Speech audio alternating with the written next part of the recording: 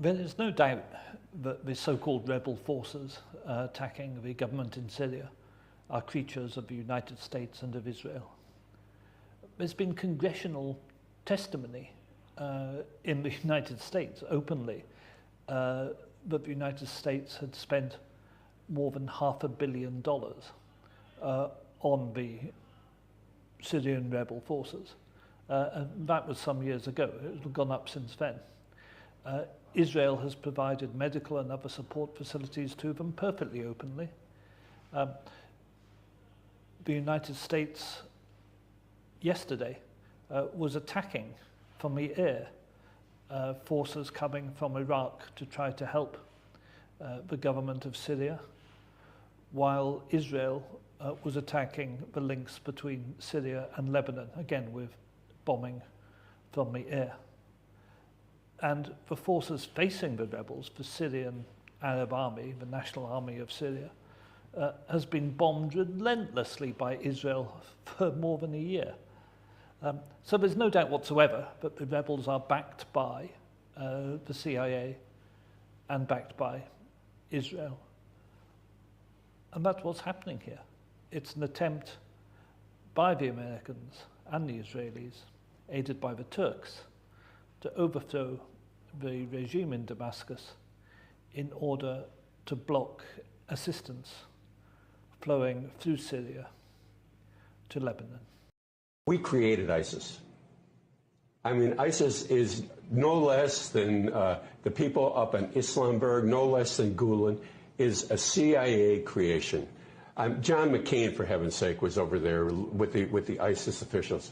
We created them. They came from the al-Nusra group, the Syrian Liberation Front. These two organizations combined, and they morphed into ISIS. It's our creation. We create them. We still direct them. When ISIS warriors are injured in battle, where are they transported? They're transported, for heaven's sake, to Israel. They're treated by the Israelis in Israeli hospitals and brought back to battle. Well, plenty of the rebels have acknowledged that they've been supported by Israel, and they've thanked Israel for helping them throughout. In fact, arms are oftentimes caught. Israeli arms are caught on en route to the rebel groups. And others. You tell the story about how you tried to find out what they call the Mossad when they deal with publicly? I thought it was a reasonable question, but the trouble is you can't pick up the phone book. There's no Langley in Israel that you can look up, CIA, or in our case, the Mossad. We thought we should ask, what shall we call it in English? You can translate the Hebrew words, as I said, Mossad is institute, but when they write a letter to their friends in the CIA or the British intelligence, what do they call themselves? It took a while. It was a matter of asking the Prime Minister's spokesman. The best you could do, because officially the Mossad is under the Prime Minister's office. And I think he sort of wondered why you want to know and all that, so we explained. And he came up with the Israeli Secret Intelligence Service. I mean, if it were to have initials, it would be ISIS. It starts with a simple question and ends in objective reality. Through our journey from there to here, we find one another and ourselves. And as the next 24 hours breaks free from our last, we gaze onward in reflection of the day. Come to your own conclusions. Stay vigilant. Welcome to the Daily Wrap-Up.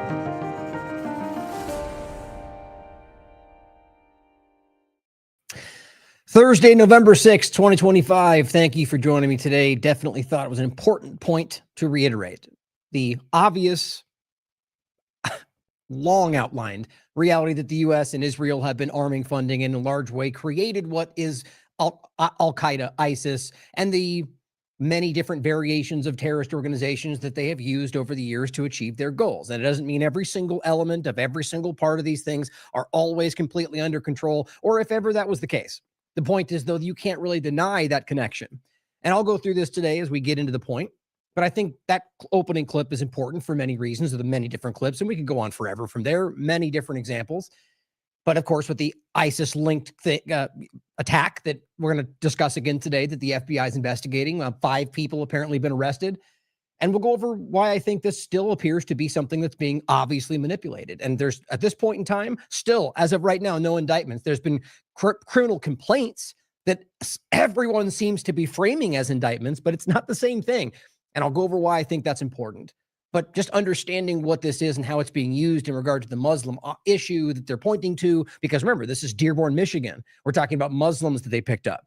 And every other part of the story around the FBI investigation that I believe was a false flag effort based on all the evidence. But again, it's being flushed out right now. When I think we can prove something, you'll hear that from me. But with all that's happening, I mean, the idea that if you frame, again, considering the kind of fervor around this conversation, if you look at all the facts in the story, outside of them claiming what they say they know that you haven't seen, every single point of the story could be, I mean, you could make exactly every single point they allege that says they're terrorists. You could point at me and say the same thing, whether I own certain things or I say certain things online or I go to certain ranges.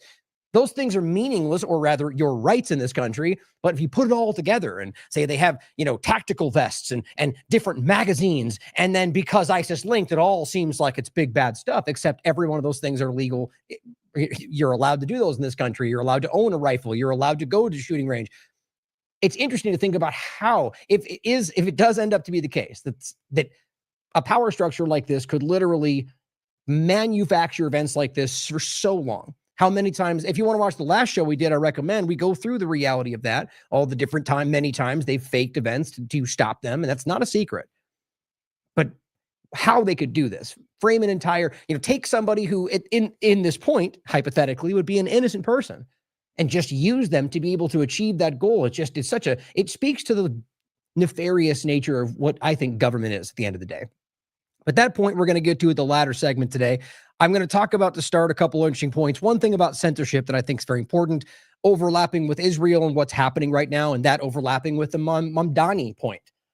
You might not expect where I'm going to take this today, but I think those that watch this show, I'm sure you already know, seeing as how I incessantly point out that we don't support any government and don't support any politician. And, it's just, but you get the people that perceive it being left and right because you call out the current thing. It's interesting.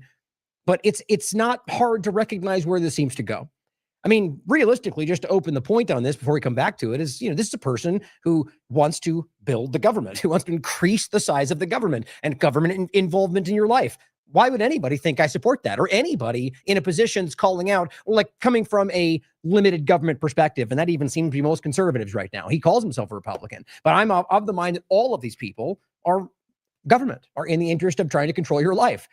And I'll make that case today, but I want to go over what this exposed to us around the left-right paradigm, the weird kind of meltdown from the right, and then the different part of that from Trump, simultaneously sort of saying it was stolen, but yet this is what happens because Democrats hate us. It's just a weird kind of clumsy experience that I'll take you through on this.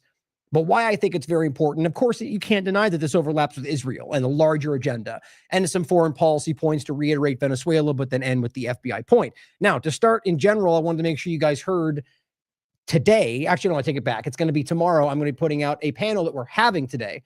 In a couple hours, or few hours, we're going to be doing a panel on digital IDs, a follow-up, because we've done a couple of them so far with the IMA.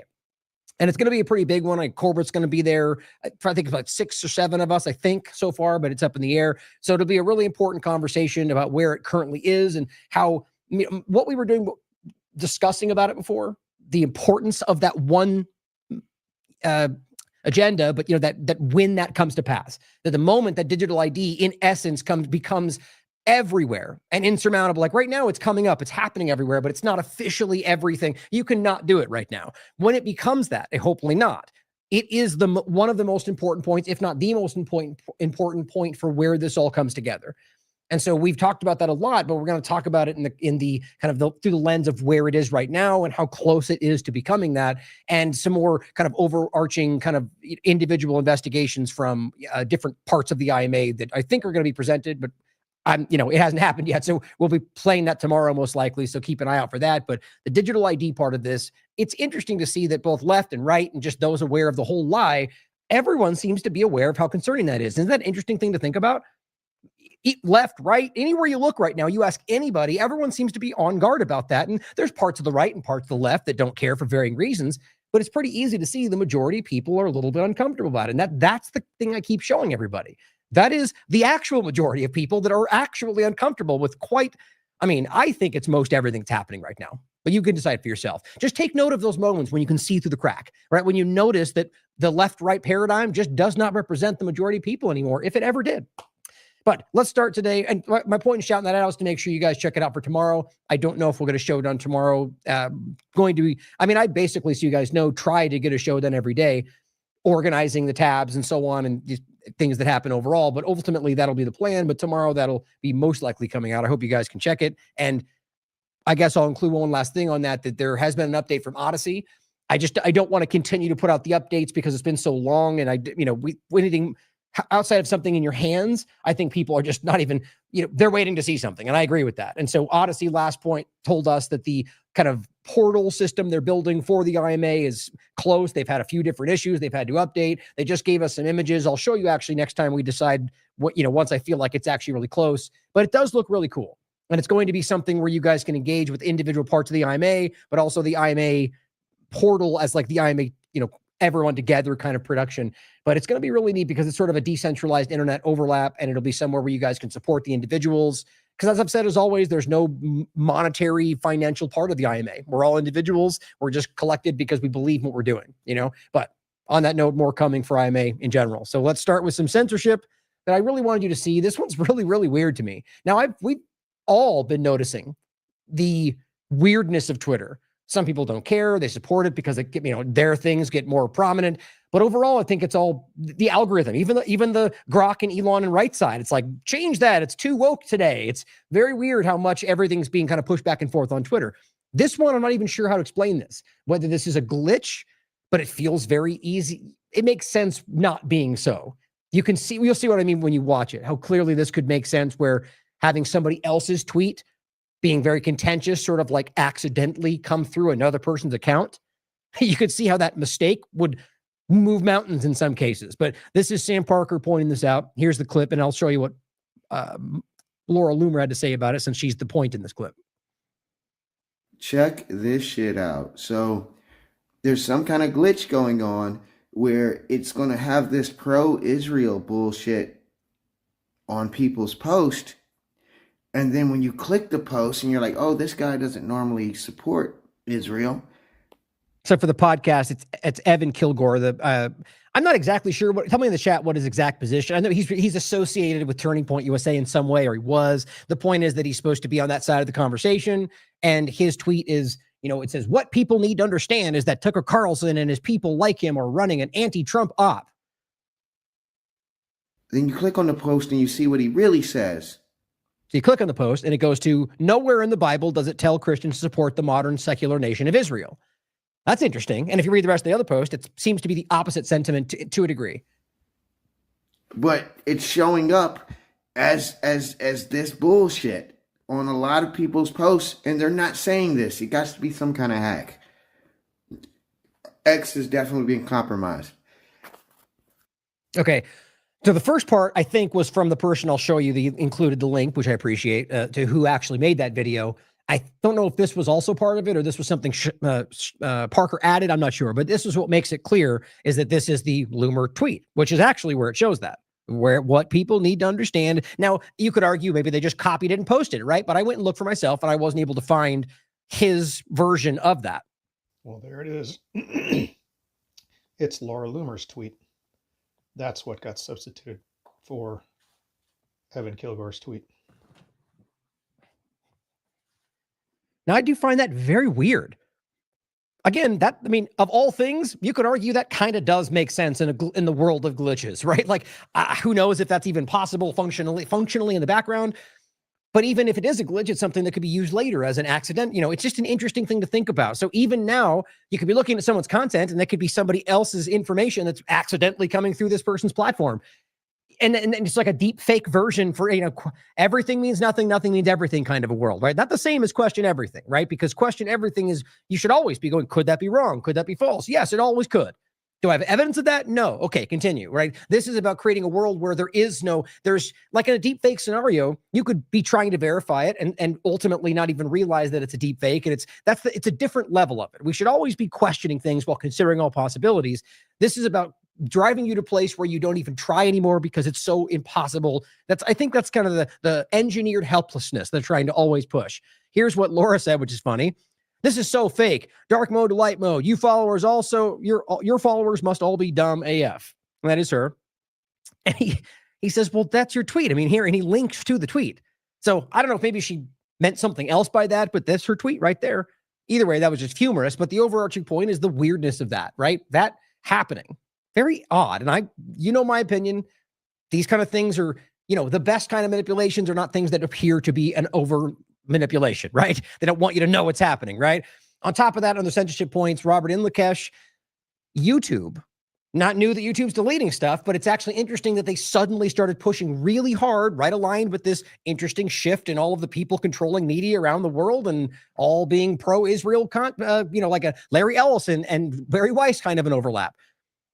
But on YouTube and other platforms, this all kind of happened at the same time.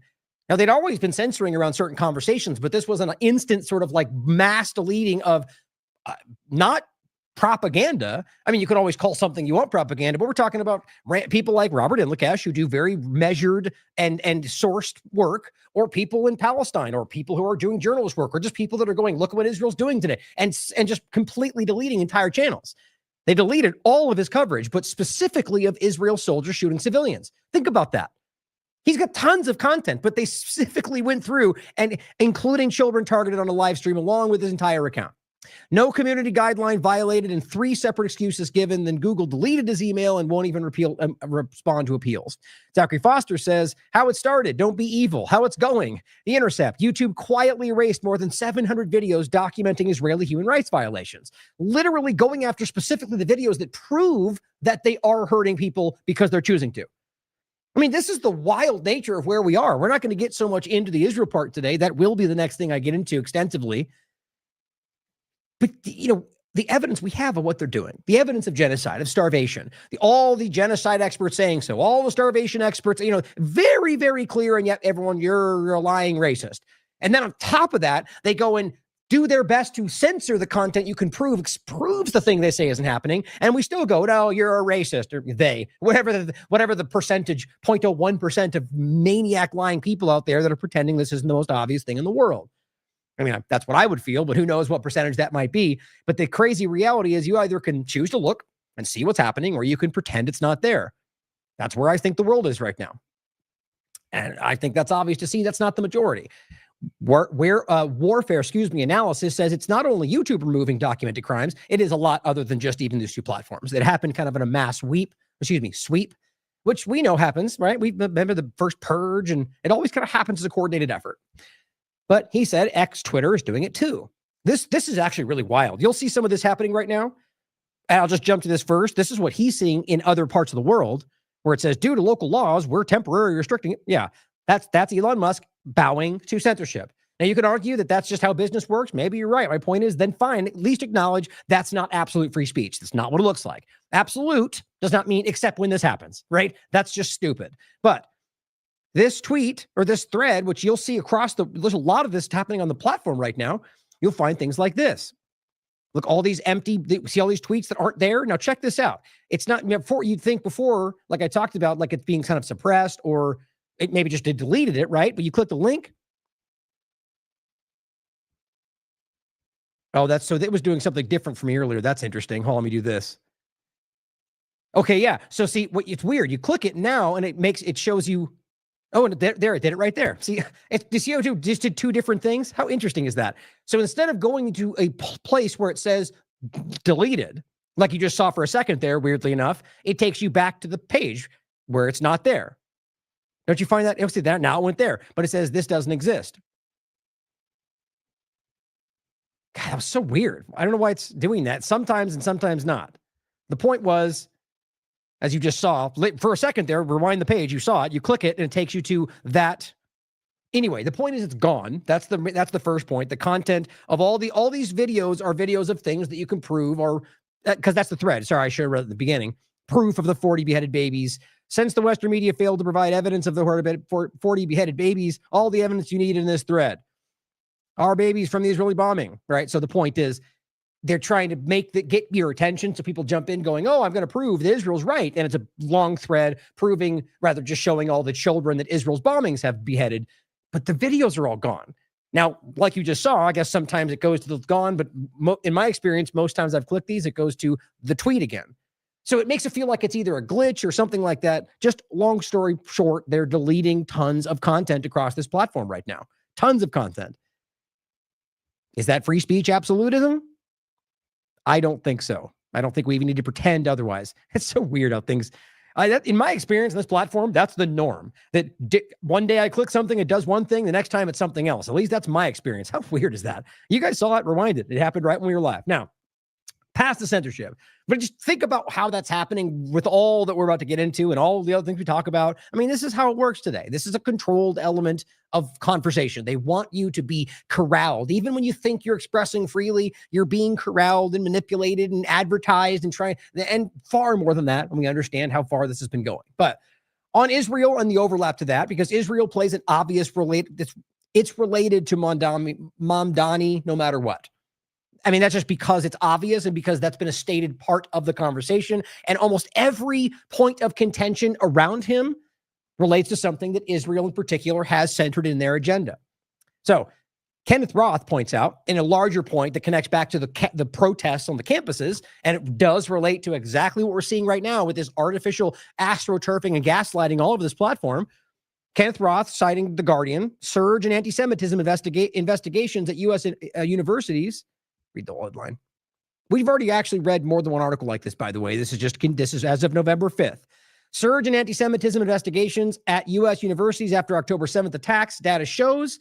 And the point is, at least 24% of anti-Semitism complaints against U.S. universities originated with groups or individuals unaffiliated with the university.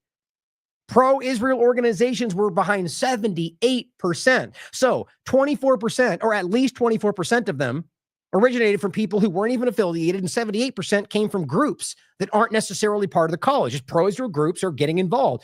And on top of that, everything else we've shown you about the countless examples of lies, like being stabbed in the eye with a flag, Stefanik screaming how they were saying, kill all the Jews, and the cops themselves said that didn't even happen in that school. On and on. There's countless examples. And the reality of the evidence that came back that showed that they were being instigated. They were throwing things into the crowds, and the moment something happened, then they fought back. And, it's how this happens everywhere. Right? Just like we're seeing with the protests right now with the left, the right, it's no different what side you're on. The government or the police in that sense will create the conflict to justify shutting down your protest. Same idea here, right? And we have to remember how our police in a lot of ways and our military, they're training in many ways alongside the IDF, ICE as well. That's not every one of them. It's going to be the same, but you are watching those tactics play out in our country. So when you watch them, the police alongside the Zionist protesters basically create the justification to claim that they're racist. It's not hard to see how this plays out. All I said on this was pro-Israel organizations being 78% of the complaints. Anyone engaging honestly with the facts already knew this because you can see it. You could look and see for yourself this was being manufactured. And that's not to say that there's not racism. The point is that they actually manufactured enough lies around it to hide whatever might have been there in the first place, which is, again, if you actually understand it, the kind of the real agenda around these people.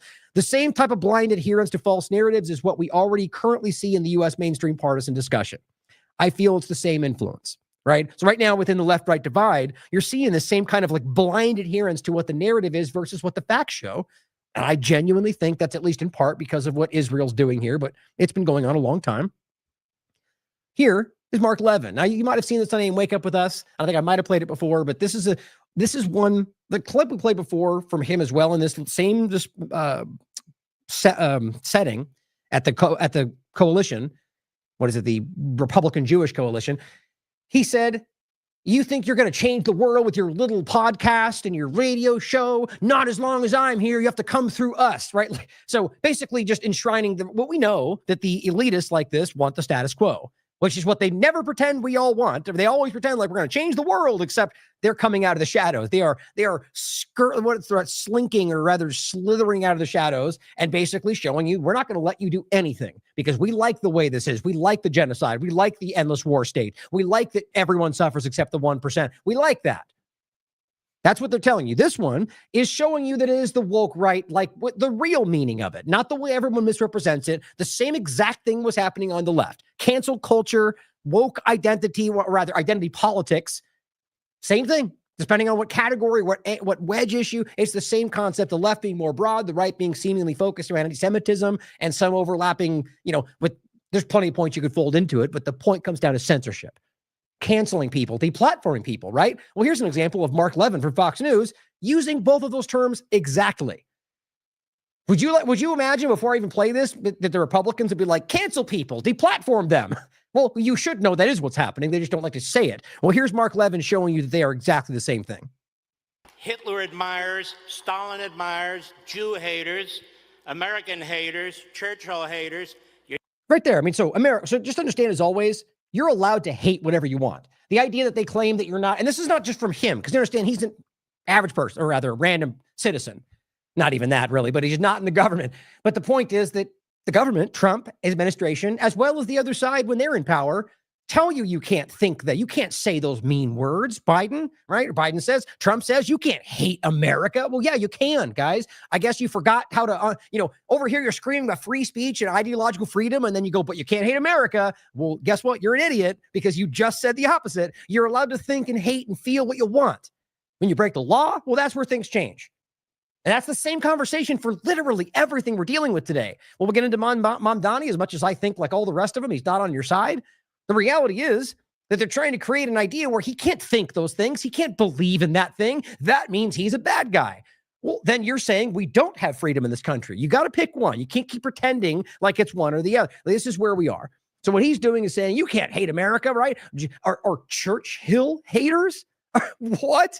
You can't. So a guy from history that's not even, so a leader of the UK, of Britain, who, by the way, was a horrible person, very racist, very manipulative. Yes, but he's framed like every leader of a country as somehow change the world for freedom and liberty, whatever. No, you can look it up, just like Herzl's diary. He's rife. His racism was wild. I mean, maybe you don't care about that, right? It's the point. You can decide what you want. But Churchill is a person. And you're telling us Americans we can't hate Churchill, or you're gonna deplatform us and cancel us, which is what he's about to say, or even Hitler. Look, you can like and feel what you want, but the idea I can say, look, you're disgusting for thinking that person is nice, but you can think what you want, but not according to the Mr. Freedom, Mr. No censorship, Mr. Constitutional rights and free speech, except when he doesn't like those things, except when Israel doesn't like those things. Stalin admirers, Jew haters, American haters, Churchill haters. You're damn right we're going to cancel them and deplatform them. It's called the market system. Right. The market system.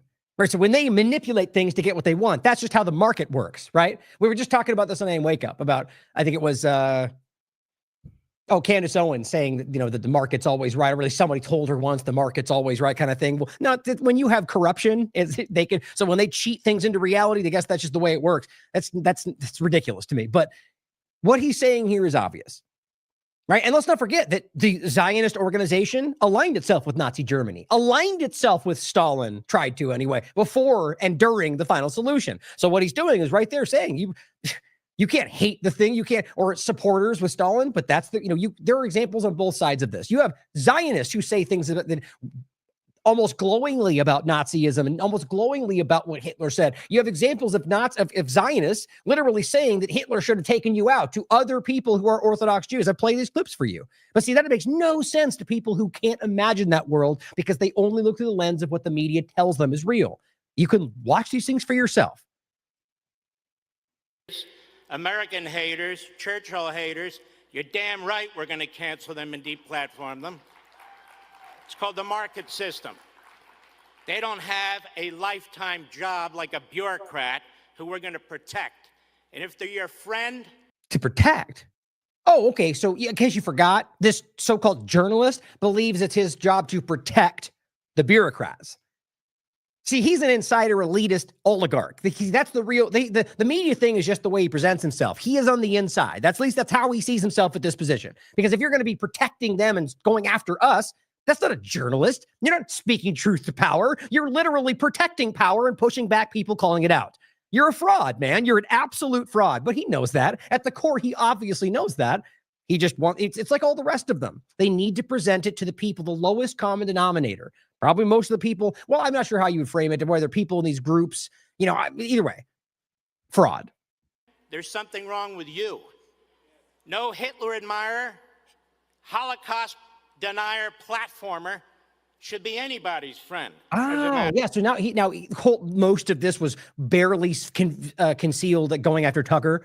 But, so now you're not on the platform anybody. You see how this was working? And this is the same thing that these people were screeching about, and rightly so at the time, when the left was calling, you can't talk to that person. That makes you a Nazi. And they were like, oh, you're such a snowflake. Well, how am I supposed to have an interview with? Well, yes, rightly so. What about a person you don't like? Aren't we supposed to flesh out ideas and so you can expose to others watching why his ideas are bad? No, you're supposed to ignore them and never let them see the light of day because we like freedom and democracy, or whatever. Democracy is the wrong term. I'm just trying to make it, they're lying about the things they claim to care about is what I'm trying to get at here. But the obvious reality is that this is at its core about controlling what you can say and do every which way from a little different angle. And this being, I guess, the right. But if you really pull it all back, the right and the left are identical today outside of the things they claim they believe in. Maybe they really do in some cases, but I say it like that for a reason, because if you look at the action, you look at the outcome, I've said this for so long, they're the same thing. Matter of fact, you don't get to wrap your psychotic, mental, unhinged, Nazi, Klan, jihadist bullshit around American patriotism. Right, great, because, Nazi, jihadist, same thing, right? Guys, I'm telling you, their clumsy vanilla ISIS thing seems to have not gone away. And I'm telling you, I'm going to get to something at the end here around that they're overlapping with Iran. It's my feeling entirely, my prediction, based on just what I sense and what I can see. But my track record's pretty good in that regard. And I've said this for a while about the kind of mashing of these things together. If they have an effort, if they have an opportunity to link Iran in particular, or anything even related to like Hezbollah or Hamas, to something they claim is happening through the left in this country, they will do it. I feel like that's already starting to be done. And I mean, it is already done to a degree, right? They already have the argument that the lefts and Palestine and Hamas supporters, they're all terrorists. They're literally saying that right now. But I mean in earnest, where it becomes like an actionable thing where they're going, we're arresting politicians because they're terrorists. This is how wild this gets. People like this are not only driving that into reality, they're literally telling you, you're somehow, it's like telling you that somehow that Hamas is working with ISIS, even, for example, is they're ideologically not the same and one has fought the other, but they just try to mash it together to make a point. They hope that you're too stupid to see through it. I know you're not. You don't get to claim you're MAGA and America first when you're lining up with the Marxists and the Islamists and Hamas and the terrorists. They're terrorists and the terrorists. Well, guess what, man? You can believe in any ideology. Let's just take the first one and avoid the part of terrorist, because then that means anyone they disagree with. But listen. When you're lining up with the Marxists and the Islamists. Okay, so a Muslim or a Marxist. Okay, so you can't be America first, which just means believing in this country's success. Well, what if they believe that Marxism will butter this country? I mean, look, if we're not children about this, we all know, guys, everyone who's honest can know that there are people who believe that, who believe that ideology will better the lives of Americans. People think socialism, communism, different variations of it will better American lives. They genuinely believe that. Some of them think it will just gain them power. Some of them just think it's something they can use to troll the right. The point is, there's varying positions. The idea that every one of them is this secret jihadist infiltrator, which I'm sure that's possible too. I know it's possible. I'm sure there's some cases of that from Israel, from foreign countries. Yes. But the idea that you could just broad stroke and say anybody who believes in this idea is a terrorist, monster, jihadist. No, some of them just think that. Some of them think that will succeed. Some of them maybe misguidedly think it won't. The bottom line is that he's trying to broad stroke it in order to make you think anybody who disagrees with what they think is the other, the bad guy, the villain. And you're not. So my point is that is not the accurate picture. You must know they're honest people. So what he's saying here is you can't be America first if you don't agree with us. So does that make it America first, or does it make it Mark Levin first, MAGA first, or rather Trump first, right? The team sport politics first. This is what just has to be taken, obviously, that people can believe that they want this country to be good and differ on how it should get there. Mind-blowing, right? How crazy is that? We've completely lost the nuance in this ridiculous partisan conversation. People like this, these screaming, mindless ideologues, will get you to do whatever they need for their interests. In this case, you know he's fighting for Zionism, guys. He's not even quiet about that. And we'll get into it right now coming up here. That Zionism is being exposed by left and right. It's falling apart. Before we get to that clip, which you might have seen going around, which is important, from Turning Point USA of all places. And the answer is even more crazy. And Iran connected too. Remember that for the end. Here is Mark Levin, who says politicians who won't condemn Tucker Carlson and Nick Fuentes, quote, need to be afraid. He says they need to be afraid of us. He tells a Jewish group gathering at Republican Jewish Coalition Summit in Las Vegas. So now you can't even believe something different. So somebody, maybe you don't like Tucker, maybe somebody else does. And you're saying you can't be, that people who want to believe in Tucker need to be afraid of you? I mean, guys, this is insane rhetoric. These people are insane. This is a level well beyond we've ever seen. That's not because Mark suddenly became that. I think people like this have always been there. They're feeling either the opening to, or they're desperate and don't know what else to do next. I think it's probably both, to be honest, but realistically, you need to call this out. Anybody who as I said, tell us again about free speech and freedom of ideology, Mark, you utter hypocrite. You can't be like, you're not allowed to, we're going to attack you for that. Now, look, you can argue that an individual can say, like if it's not a government censorship point, he can, as an individual, say, I want to make you afraid, but it's just hypocritical to argue that we're fighting for freedom of ideology and then attack people who don't believe your exact ideology. It's just kind of stupid. Now here, General Flynn against Mark Levin. So think of this. Flynn, who's very, very diehard Republican support. There's been a little schism, I guess, between the Trump support because of what happened between them. But I guess they've weirdly kind of fallen back in line for the most part. But Mark Levin, in regard to General Flynn, says this is called foreign interference in the United States. And he points to a clip of Tucker Carlson discussing nearly 100% of our politicians have an AIPAC guy. You saw this. That was Massey. I might even have that really quickly. Yeah, right here. Republicans who come to me and say, that's wrong what AIPAC is doing to you. Let me talk to my AIPAC person. By the way, everybody but me has an AIPAC person. What does that mean, an AIPAC person? It's like your babysitter, your AIPAC babysitter, who is always talking to you for AIPAC. They're probably a constituent in your district, but they are, firmly embedded in AIPAC. And every member has something like this? I don't know how it works on the Democrat side, but that's how it works on the Republican side. And when they come to DC, you go have lunch. Yeah, that's only Israel. Only Israel. There's literally no other lobbying group that has that. And AIPAC is Israel. It's not hard to understand. I've done entire shows on the reality of the Zionist committee. I forget the original name, the AZP. I forget. The point was that they ultimately had the original name, and it was directly tied. It was an Israeli entity. JFK wanted them to register under FARA, as well as the Dimona Nuclear Institute. And I was actually really just recently sharing another point about the Palestinian statehood, and Israel pushed back on all of it. And then JFK died, and then none of it happened. You can decide what that means for yourself. I think it's pretty clear, but overall, it's always in front of, it's always, everything we talk about is something kind of like that, where it's just very, very, it's now that everything's proven, but very clear, where a detective would look first, for example. And when you get the sense that everyone's trying to desperately push you in a different direction, well, that usually says something. But here, the AIPAC guy, General Flynn, says this is called foreign interference. It is, guys. Again, the point is that it was originally an Israeli entity that then never had to register as FARA because of what happened with JFK. So, and you could look it up on Wikipedia. You can easily prove that they changed the name, and it even says because they wanted it to appear more American. It's very, very clear. So Mark Levin says, wow, who knew? At a time like this, they're coming out of the closet, even some you'd never expect. So it's what he means is you're a racist. So you mean it's racist to point out that a foreign government influencing policy? You know where this goes, guys. Anyone criticizing Israel's government gets called a racist because Mark Levin says you secretly hate Jews. Well, maybe he secretly does. That has nothing to do with whether their government is influencing policy. These people are working for a foreign power, guys. And General Flynn says, no, Mark, I believe this is a legitimate question. Do our elected representatives get financial assistance from an Israeli lobby? Guys, the answer is yes, period. Nobody disagrees with that. Not even they disagree with it. It's about the hiding from that reality. And it says they do get assistance from Big Pharma. They get assistance from Qatar. Do they get assistance from XYZ company or group?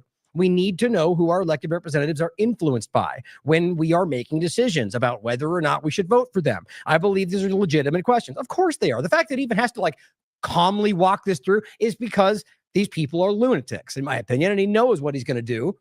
You don't need to. It's like saying the sky is blue and everyone push back about the reality of it. You going, well, let me, calmly explain why it actually makes sense to consider that it's blue. We all know it. It's right there. You can see it, guys. It's obvious. Now, you may disagree with that. That's what I think it is. Obvious. But Mark Levin and the response to this whole thing is just so interesting that calling out the obvious is causing them to now call hardcore supporters racist. That's desperation. Now, this is why it's so obvious, or rather one of the examples of it being that obvious. Chris Menahan points out a student at a Turning Point USA event in Auburn asked a very important question. And I'll address what I said afterward. Now, this is important. And this is, by the way, what you keep seeing at these events, almost more than any other place. The acknowledgement of the concern about Israel and then his response from Trump's family is, I mean, I'm kind of floored, honestly. You could have clumsily put out a better response. His response shows you that I think that I argue they were, my opinion, ready for that kind of question. And that's why this answer seems to be immediately in one direction. Ms. Trump, I'd like to ask about your father's relationship with Israel. He's taken over $230 million from pro-Israel groups. During the summer against Iran, even though he advised against it, Israel still attacked Iran and the U.S. still bombed on behalf of Israel. Your father's frustrations with Netanyahu have been made clear when he cursed on national TV over the situation. Israel has not been a great ally to the U.S. all the way since 1960 when they bombed the USS Liberty. Israel is a nation. Good round of applause right there. You're not putting this away. Where Christians are constantly under attack in both Gaza and the West Bank. Right. We talk about America first and defending Christians, but how can we do this if we align ourselves with a nation that does not do that itself? Look at that. There's just no air in that. That's obvious, right? They're persecuting Christians. This is, and USS Liberty, they're not an ally. They're not an ally, right? They're an enemy, is what he's really obviously getting at, to Christianity, to American interests. Here's how Trump's son answers.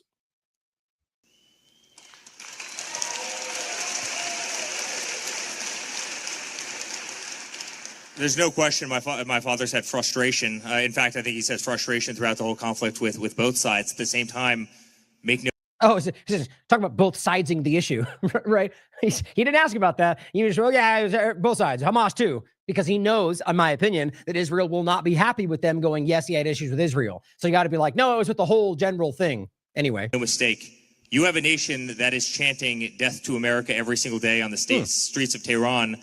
Oh. You have a nation that will develop a nuclear weapon, and you have a nation that will use that nuclear weapon against the Western way of life. There's no question about it. Notice something. Look real quickly. The guy wants to get the microphone back. This is not answering his question, and clearly this is just the talking points, but not even really addressing the point.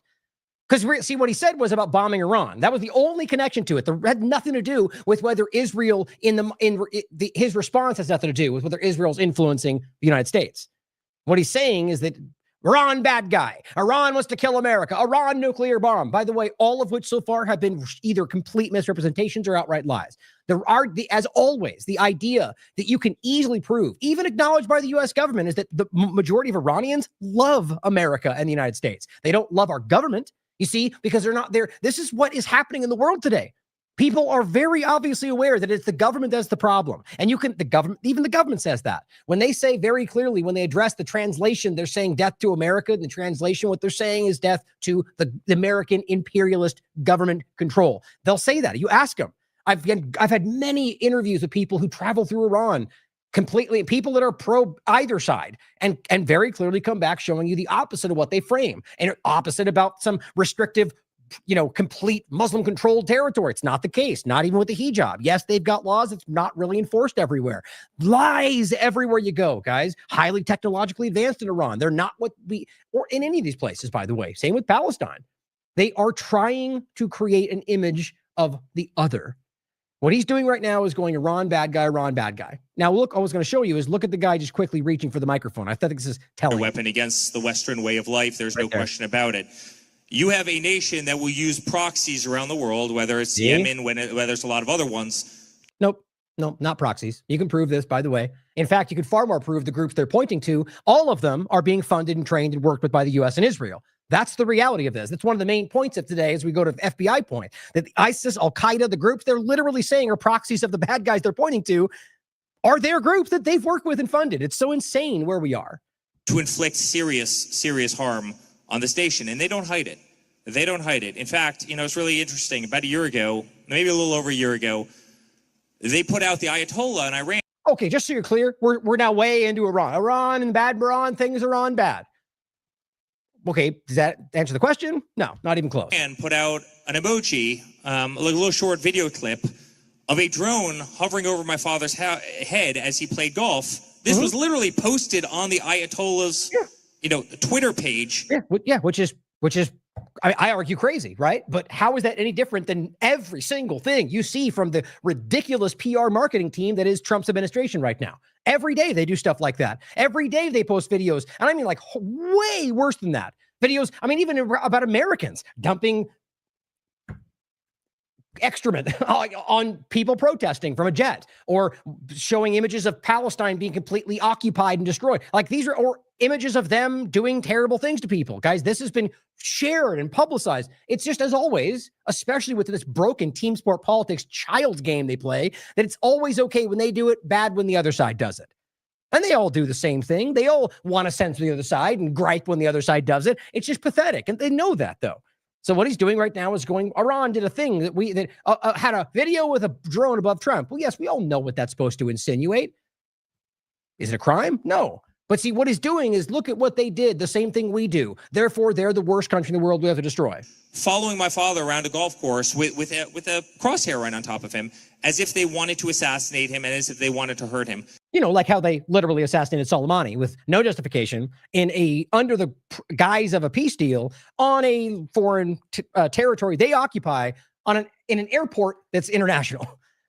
That's the reality. Soleimani, or any number of other examples that we could point to, that Trump has literally assassinated people, or Israel has assassinated endlessly entire groups of people in politics, entire people in Qatar, entire groups in Lebanon, people that are in the midst of a negotiation for peace. That doesn't matter, though. Guys, Iran wanted to destroy our way of life. They wanted to hurt us. Oh, did they? I'd love an example other than what the U.S. screams that we never see any evidence for, or all the examples you keep yelling about how Iran hates our freedom, and yet everything we see is the U.S. and Israel and then the UK destroying places in the world under the guise of that being possible. Think about this for a second and look back, and you show me the example where Iran is doing anything that affects American life. Anything. Not narratives, but proxy, the actual reality. Guys, they're just lying to you. And I am of the mind most Americans know this today. They wanted to inflict real pain. What I can tell you about my father is in terms of... By the way, I'm sorry. Think about him saying they wanted to inflict pain. This is the kind of childish thing we do. You know what they think and feel. People like that need to be laughed at in the moment. You know what they feel. They wanted to inflict pain. That's stupid. That's worthy of ridicule. You could always argue enemies want to have you suffer, but you never know that. You don't know what they're thinking. This is where we always have to laugh about this stuff and go, man, that's stupid. But that's left-right paradigm all day long.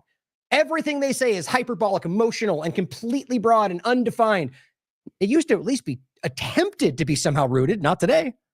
Of Israel, he wants a peaceful Middle East. He wants peace around the world. He wants as in bombing all these countries and destroying everything and siding with the genocide. Of course he does. The killing. He did that with India and Pakistan. Nope. He did. No, we didn't. Like, they love this 8 wars in 8 months. It's not true. Didn't happen, right? There's still obvious issues between Azerbaijan. There were agreements that were made, and the thing is still exactly where it was. Just like with Israel and Gaza, just like with Ukraine and Russia, they just lie. That obviously you saw what he did with Cambodia and Thailand. Jeez. He's tried to stop every conflict. Oh, meanwhile, remember the question? Because he's sick and tired of the death and destruction. So there have been times that he got mad at Netanyahu. There's plenty of times where he's gotten mad at Putin. There's times where he's been mad at Zelensky. And he uses all of that as a tool to stop pain and destruction and death of Oh, you see, so what he's saying is, whenever something happens that you think looks bad or doesn't feel like it's going the right way, don't worry, wink, wink. It's a secret Trump plan to make it all work out. And whatever ends up happening, we'll tell you that was always the plan.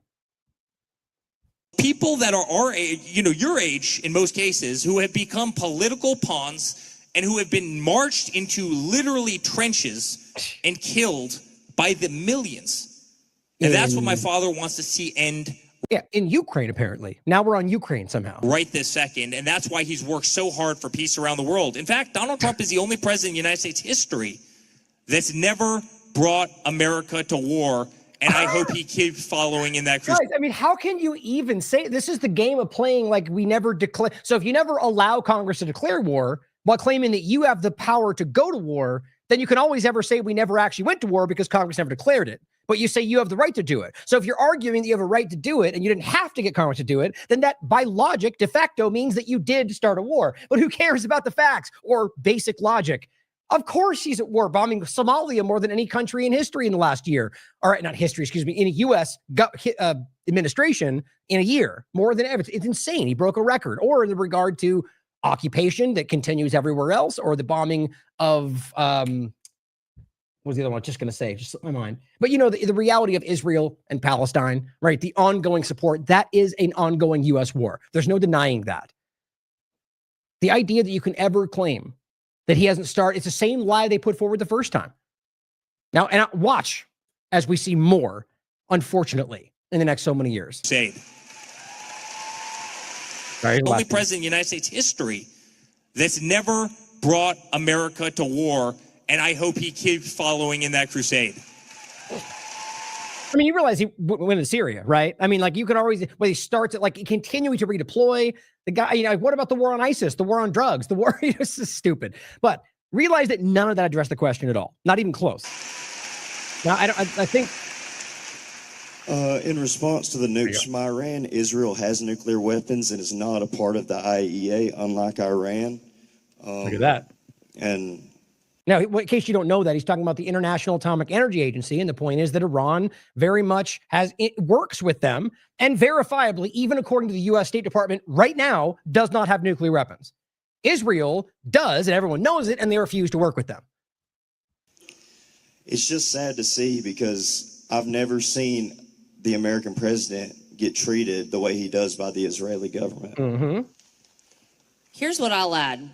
Do we or do we not have phase one of a peace agreement in the... What are you talking about? What, I mean, this is so insane for them to just go, look at the thing we just claim we have. What she's trying to say that we made a peace deal with Israel. Okay, let's just even say that's the truth. What does that have to do with the question? You guys already know this. Just accentuating the point for those that might not, be a regular viewer or might not understand what we're getting at. The point is clear. They're trying to deflect from the obvious because they don't know how, let's put it this way. They don't have anything to say.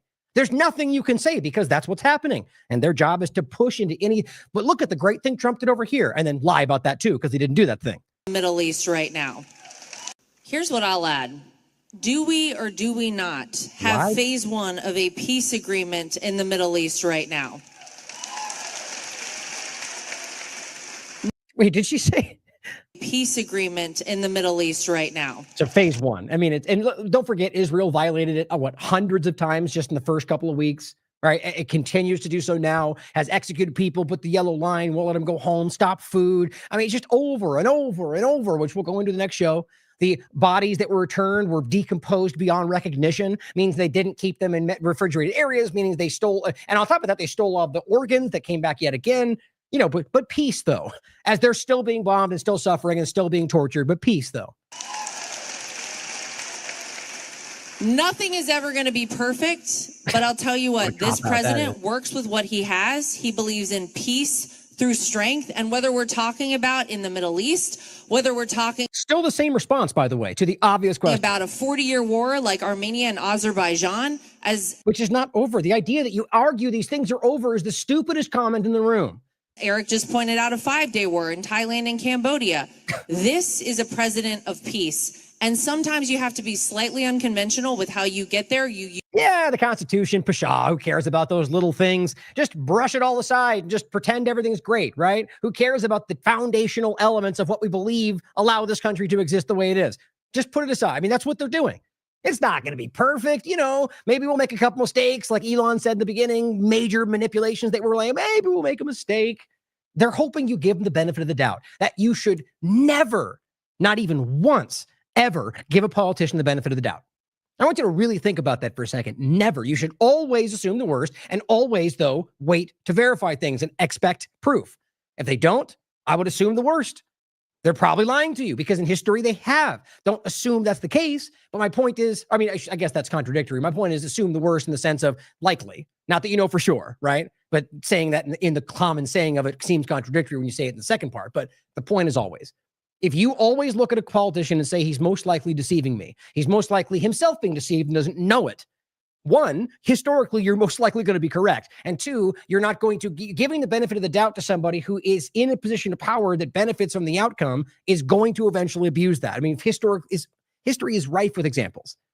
But if you assume they're right all the time, you could obviously see the way that will work against you, right? If you're assuming they're wrong, well, you'll be happily surprised when they're right. If you're assuming they're right, they're going to trick you. I mean, let's just say they don't intend to. Somebody will trick them and you'll never even know. I mean, it's quite obvious to see where this goes. These people, by the way, didn't even try to address the question of whether Israel's influencing this government.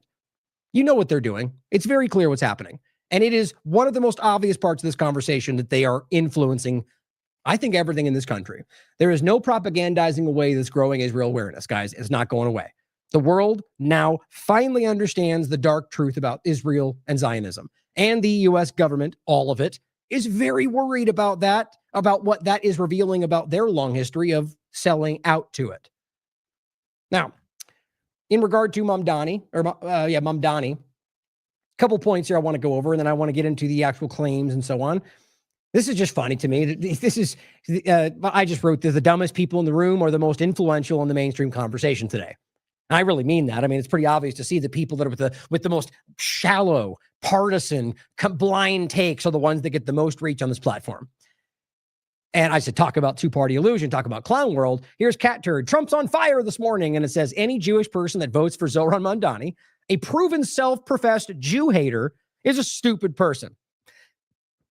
That's the same thing he said about people that calling out that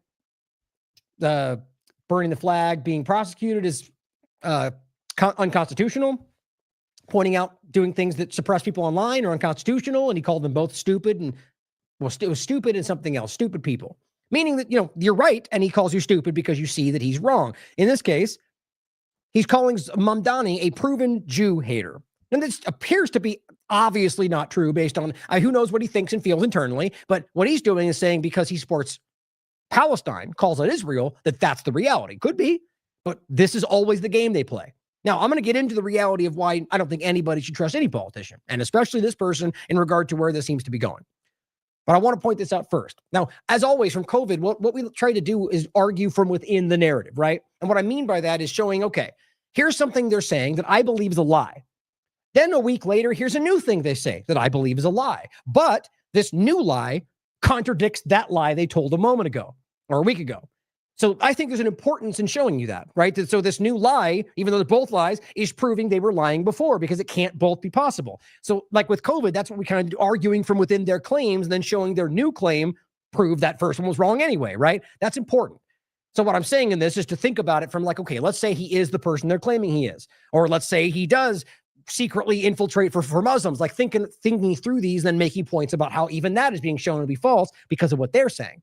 But first, The Jewish person hating Jews, the common, I mean, you realize, first of all, why they're doing that? Because he's not committing crimes. He's not out there doing anything that is illegal. Now, you are, aside from the argument that there may have been election manipulation, which I'll never push back on. I think it happens every time. That's not the point I'm making here. We'll address that in a second. It's simply that what they're arguing about him being infiltrating and he's going to turn, Sharia law and over there's very little to back up almost everything they're saying about him. Not to say that it's not possible. What I can see is somebody who very much calls out Israel, and that seems to be an obvious, what we just showed you, central problem for the U.S. government, which is being controlled by a Zionist government, in my opinion. And so now you have somebody who's saying bad Israel. And so I'm not saying that the insiders, because I think there's more coordination here than you realize, but the people online, the large influencers that maybe don't understand the bigger game are going, he's a Jew hater, Laura Loomer, he hates Jews, he's a Muslim, because that's the game. But either way, just because he supports Palestine, that becomes the allegation. Now here, and then, as I said, dumbest people in the room, right? To make that point, Libs of TikTok. Trump is dropping truth bombs. Libs of TikTok. Why? Because he says if you vote for him, you're stupid. Truth bomb?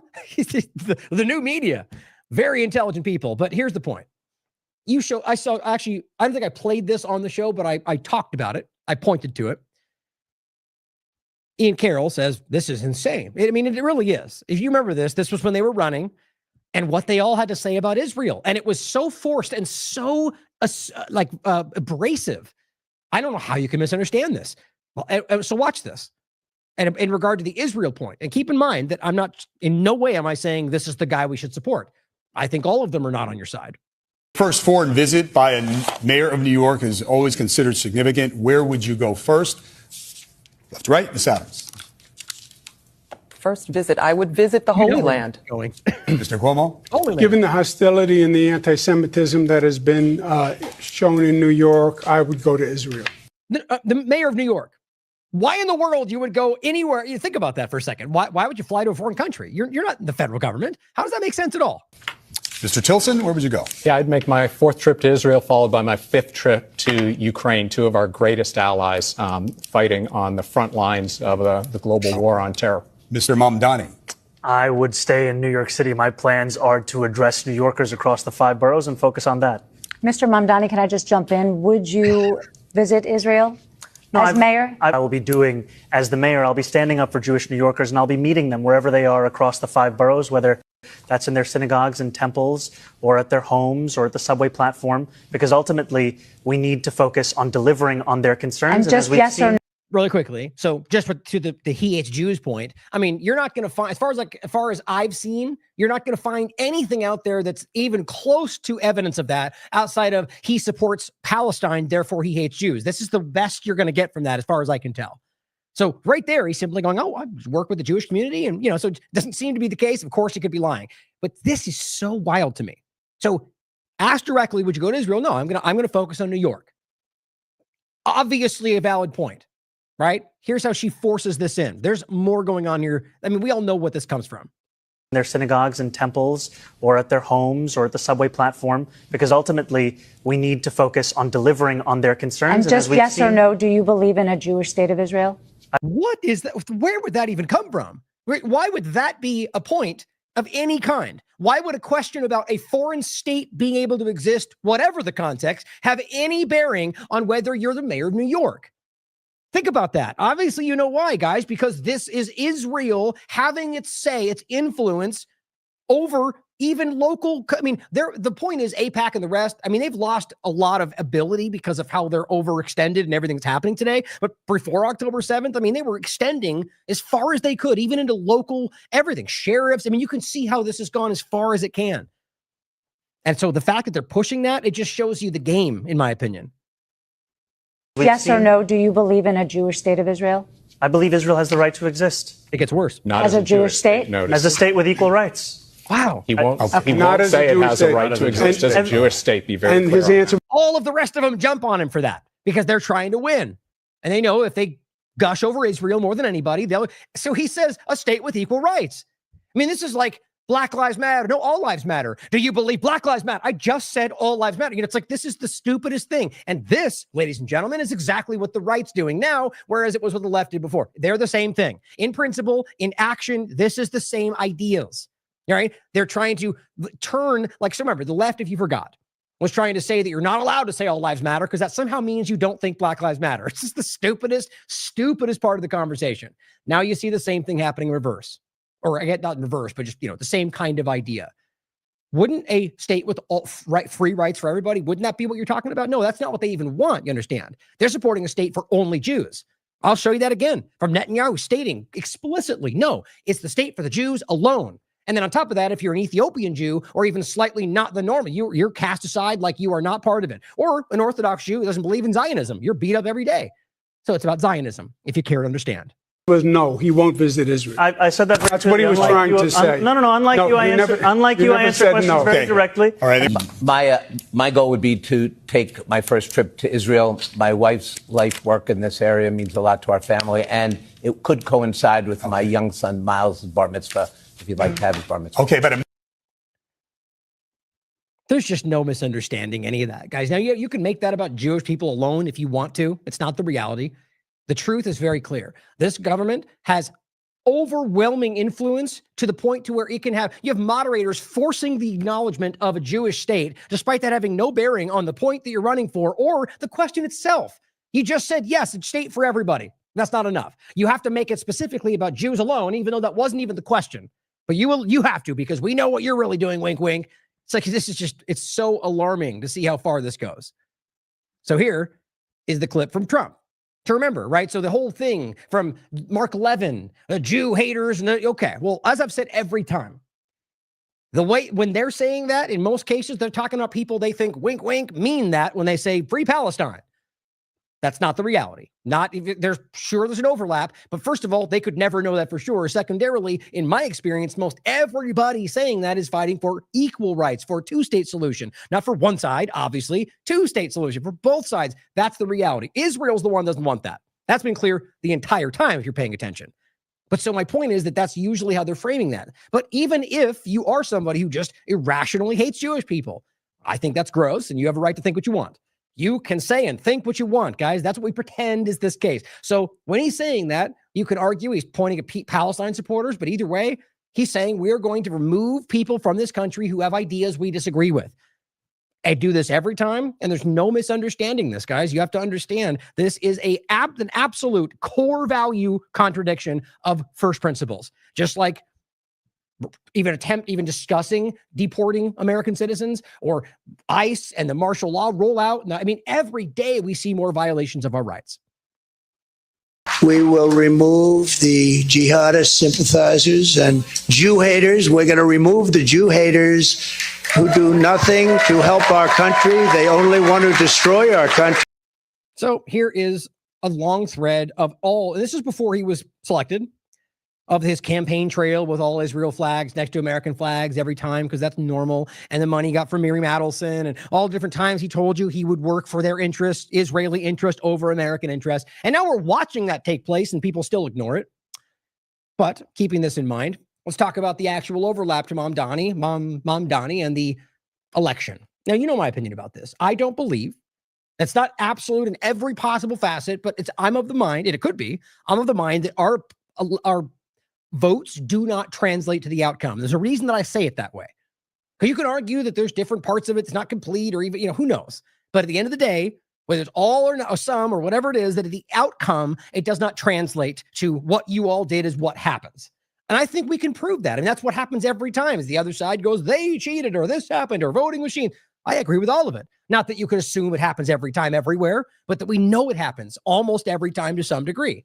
And I've covered this my entire career doing this. So what's important to think about is that kind of overlap. Again, this is what I'm talking about, arguing from within the narrative. So that being the case from my perspective, that it happens every single time. And at the end of the day, I don't even think that this is what's really going on, that there's somehow some secret element to steal one versus the other. I think long ago, this whole process was taken from us, if it ever was there to begin with. That's just my opinion, but it's rooted in what I think I can prove. But no one, I think, could argue that entirely for sure. So it comes down to what you believe. My point in showing you this is because here's two examples of Elon Musk and other large accounts getting, just like with Venezuela and the last time, putting things out that are false, incorrect, misrepresentations, which then seed the idea that the elections were stolen, even though even Trump's saying the opposite, at least in one case. So Elon says the New York City ballot is a form is a scam. No ID required. No mayoral candidates appear twice. Other mayoral candidates appear twice. Cuomo's name is last in the bottom right. Gen X girl simply says, here's why. Why do you lie so much? You have issues with how New York does their election, then say that. But why do you cause panic by lying? So her point is, yes, there are issues that should be addressed. But you're framing it as if this is deliberate election manipulation, which, again, I do believe happens almost every time, but this does not appear to be one. This guy says IDs aren't required, but address confirmation and signatures are. That is true. Zoran is on twice because he's the nominee for both Democrat and working family parties, which is true. Didn't drop in time. Cuomo lost the primary. Non-major parties are not labeled first. All these are true. So this guy says signature checks are moronic and don't hold up. I agree with that. Not required ID is a major issue. Also agree with that. And she says, I'm all for it, voter ID. Now, I don't know if I agree. I feel like the voter ID level overlaps alarmingly with digital ID and where this is going. My point is from a principle point, or rather what seems to be the most less open for manipulation, I would agree with the point. And she says, I live in a state that requires it. My point is, and this is where I agree with her, if he has issues with the voting process, right, then say it, like the functional issues that may be more ripe for manipulation. But he's insinuating a rigged election because his perverted candidate is about to lose. Elon endorsed Cuomo. I agree with that. So he's using things that are not, this is simply issues that should be corrected versus things that were deliberately done, which is not just this one, you understand? He's playing on the ignorance of individual people. This one got fact-checked even by Twitter. So this guy puts a post out. It says, arrived in New York City 2 days ago. I'm not a U.S. citizen or even a resident, and I was able to get in and vote early. So here's this is why this is so crazy to me. He followed up right away and said, that's a joke, by the way. This is where I took the picture from. Anyone doubting the legitimacy of the election is a moron. Now, I doubt we should obviously doubt it. Whether it's happening or not, questioning it is what you should do. It's in our interest to question whether it's being, because politicians cheat all the time. But what's funny to me is that he took this and then used this to sort of troll people. And then even this comes out and says that post is a joke as explained by Zoe. Okay. So here is a lot of people, by the way. Alexander Dunnigan, he's a Republican candidate for U.S. Senate. And he says, this is exactly how elections are stolen. This man is openly bragging about how he arrived. So you take it at face value without any due diligence? Yes, because that's how partisanship works. And he goes, and is not a resident or a citizen. Yet he was able to still go and cast a vote for Mamdani. It's just, these are children, guys. It's just so sad to see the hyperbolic. Like, if you think that's the case, then make your case. Prove that. Argue that and what you mean by jihadi, that he's a Muslim, right? I mean, it's lazy, bigoted race rhetoric, and it's in the interest of everything other than American interest. But they're wrong, right? So this guy sharing this from a very prominent position who is a candidate for Senate because he just my point is simple, guys, and I think I might have said it. Yeah, I said team sport partisans will share whatever appears to back up their opinion. Simple. Doesn't matter, though, because everyone does it on the partisan side. I don't think that's the majority, though. But so, does this mean there's no manipulation? No, I'm not even getting into that today because I don't even think it's worth verifying from my moment perspective in the show. It is in plenty of other contexts because I do believe it happens. I do believe we all know that. Left, right, as far back as you want to look, you can prove it's been going on. My opinion is the machines themselves have been not just, they've been designed to be cheated for a long time. We keep talking about how they call it out and then no one does anything. They use the same ones every time. Trump says they stole it. And then the same things happen again. I mean, it just makes sense if you have two brain cells to rub together. On top of that, as you know, I don't think they translate to the outcome. So I'm not in the interest of trying to break down the nuance of how something was stolen from something I don't even think exists. I hope that makes sense. Not to say that it might not be important. Do the work yourself, break it down. But I think where we are is that they will lie about anything. So it's impossible to know what you can take at face value. You should question everything, always. Do your due diligence. But is there actually cheating that took place? Or are we watching one of these gaslighting, astroturfing kind of meme situations take place, like with Venezuela? Well, look at the rigged things. Nope, were mailboxes from 2 years ago. You got caught lying. They do it every single time. Or like this, for example, the White House, which I take as Trump, but who knows who's running it? It's still the Trump White House, and it says the map that the map that made the left cry. Never forget. Okay, well, we've gone over this already. It's a map that looks like, man, look, everything's red in this country. They're all cheating because that's the simplest thing I can take from it, right? They play the dumbest people in the room. Well, I'm not going to say that there's not cheating because I think that there is. But as we said last time, he says it's sad to see the official White House account sharing this stupidity. Land doesn't vote. People do. Here's an animated version of your map, which is true. I've already made this point before, that transitions between county and actual population, meaning that largely the blue areas are where the vast majority of people live. That's usually the cities and everything else. The point is that you could make color in every blank space, which there's going to be some scattered people that live there, as all red. But the truth is the population is minimal compared to these larger cities. That's just the way it is. So I argue that this is broken for a lot of reasons, that this is what the game is played every time. Whether it's from things like gerrymandering, or it's set up for them to manipulate for their benefit, and they're all cheating as best they can. Overall, it just shows you that being misrepresented. Divide and conquer, guys. I think that's how this works. Now here is Caroline Leavitt. And I just think it's the way he frames it, which is pretty close, except he quotes it. And I think it's, you know how I feel about that. The president posted on Truth Social that voting underway in California is rigged. What evidence does he have of that? And she said, there's fraud in California. It's just a fact. What evidence is that of that? Is there? She goes, just a fact. If you want evidence, I'll provide it for you. And doesn't. Now it's kind of what happens, to be honest, but I don't like that it's quoted, but watch the clip for yourself. The argument is you're asking for the evidence, and you're supposed to be doing that this is your job right now. You're supposed to be presenting evidence to show them, or at least giving them the things that you can go to, and she doesn't. The president posted on Truth Social that the voting underway in California is, quote, rigged. What evidence does he have of that, and what does it mean that mail-in ballots in that state are under legal and criminal review? By whom and why? And also, in this vein, does the White House still plan to issue an executive order banning mail-in voting, and what legal authority do you have to do that? So first she answers, the point is just to hear, I don't have this tweet, but just remember this because I have other examples. Trump did state on Truth Social that it was rigged, okay? So you have to understand, if he's out here saying this is why we lost and making arguments for why there's an issue with other things that happened, or in the middle of his meeting talking about how the shutdown hurt them, but then otherwise going, it's rigged, he's playing everybody, guys, because he wants that momentum from the mindless followers who are going to do whatever they can to help him because they think it's rigged, but then also addressing the people that are more rational in the room when you can say, who knows what's true, but the point is you can't claim both arguments, right? On top of that, when they said that they were going to be investigating the ballots, well, here we go. Get ready for another 3 years of nonstop investigation that amount to absolutely nothing, whether evidence or not, by the way, just like last time. White House is working on an executive order to strengthen our elections in this country and to ensure that there cannot be blatant fraud. Blatant. Make sure there's no blatant fraud, okay? As we've seen in California with their universal mail-in voting system, it's absolutely true that there's fraud in California's elections. Yep. It's just it's true. It's also true in every other state and federally. Right? So let's remember that. That's easy to understand. a fact.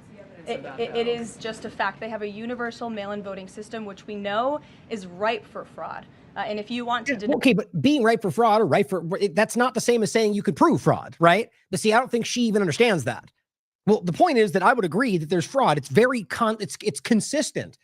But I would argue that you have to prove this if you're going to do anything about it, right? But they never do. So she's saying, yes, we just know it. We just know it. Well, I would agree that it does happen.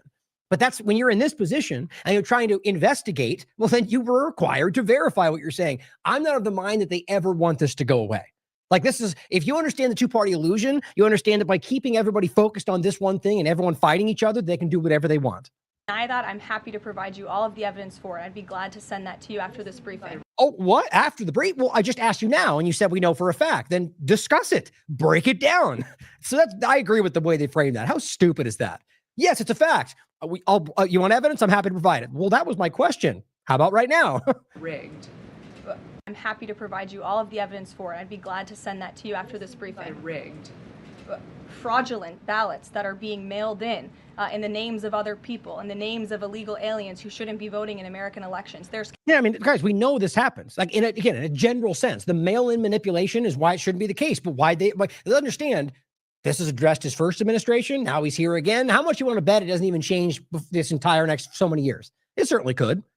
I don't think, again, you know my opinion. I don't think it actually translates to the outcome anyway. But the point is having this kind of question mark always works for the power structure, in my opinion. Countless examples, and we'd be happy to provide them. As for executive action the White House is taking, yes, we are looking into that. And like any executive order, of course, any executive order the president signs is within his full executive authority and within the confines of the law. Don't you love how stupid she is? So he can sign an executive authority saying he can do whatever he wants anywhere in the world. And apparently that's within his authority because he can do that because he signed it. I mean, think about this again. Look at what she just said. For executive action the White House is taking, yes, we are looking into that. And like any executive order, of course, Like any executive order, the president signs is within his full. like any executive order he signs is within his authority. I mean, this is the kind of thing where he says, like under Article 2, I can do whatever I want. This is what they're doing, and this is what they seem to actually think. But if we lived in a world where people actually cared, like from the paradigm, not all on one side pretending to fight each other, then this would be insane. You could come out and all of these things. He could be impeached for stuff like this. Not her saying it, but him saying so and acting like he's got upward, Constitution doesn't bind what I can do. These guys are authoritarian. They're dictators, and it's no different than last time. Look at COVID. But overall, this is obvious. You asked for the evidence. You didn't give the evidence. You say, I'm happy to provide the evidence, but there is none. How much you want to bet? Nothing ever comes of that. Now watch, if she doesn't ever give you something that proves that's the case, but just keeps saying, we know we've proven it, like they do every time, then there's probably not proof. Don't assume that either, though, but demand evidence or proof. This is just funny. It's actually right there, too. How funny is that? I can't believe I never noticed that. Look on this picture for the podcast. Whitewashing. That's so perfect for all of them, for KJP, for anybody standing there. It's so the sign behind her is the White House in Washington. And just right, this picture shows whitewashing behind her. I just think that's perfect. Okay. 5 times August. Now here's what Trump said on a different True Social post. The Democrats are far more likely to win the midterms in the next presidential election if we don't do the termination of the filibuster, because it will be impossible for Republicans to get common sense policies. And okay, 3 more years, nothing will be passed. Republicans will be blamed. Elections, you can read all if you want. He's simply saying, well, this is why we lost to a degree. We have to stop this now because we'll lose again. Well, you just said it was stolen in a different post. But you see, this is trying to tap into everybody. They will lose big for a very long time. Importantly, probably it's just, the same kind of stuff you can read through it if you want. 5 times August says, why is he talking like this? Right? Like they're going to take over, right? What's he worried about? I thought there was a big, masterful 5D secret game of chess being played, and he was going to put them all behind bars, right? He's clearly calling it out. He says, what happened to Gitmo? And we have everything, and Patriots in control, and it will all be revealed, and trust the plan and keep your enemies close. Are we doing that anymore? Or why worry about midterms so much? Oh, that's right, because it's all BS. What a perfect thing to frame. He goes, now we're being buttered up for the second coming of the leftist hell, but no patience. It's just there's no denying that. If everything that they were being told was the case, this wouldn't be where you were. Mike Johnson comes out and says, Democrats in New York City have chosen to a true extremist and Marxist. So here's the thing. You have part of their narrative saying they stole it, it's rigged, go after that.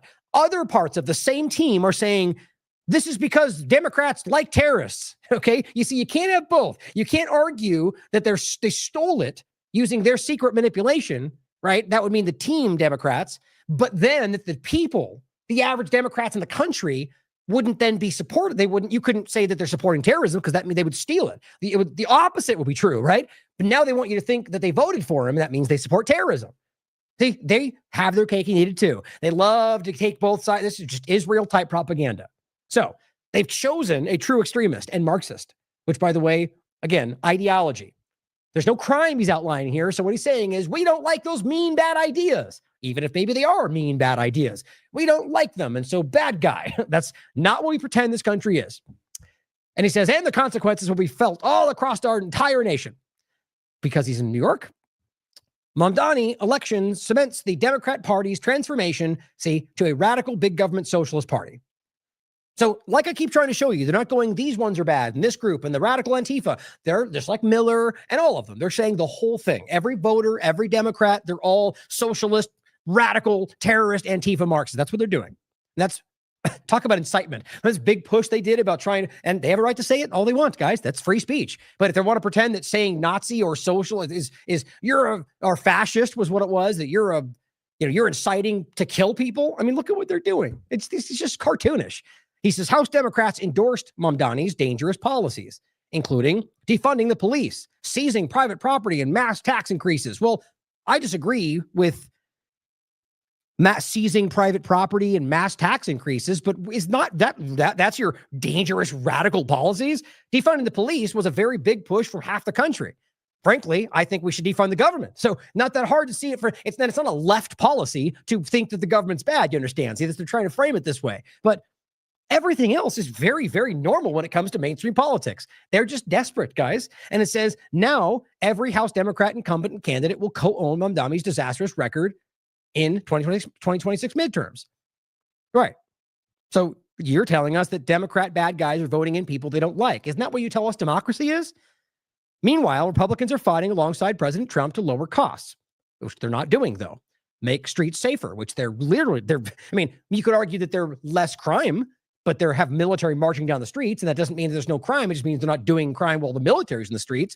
But it says, and deliver peace through strength. But by the way, on top of that, it's not even really the reality if you look at the general statistics. What you're seeing is certain things changing in certain cases where they're still there after.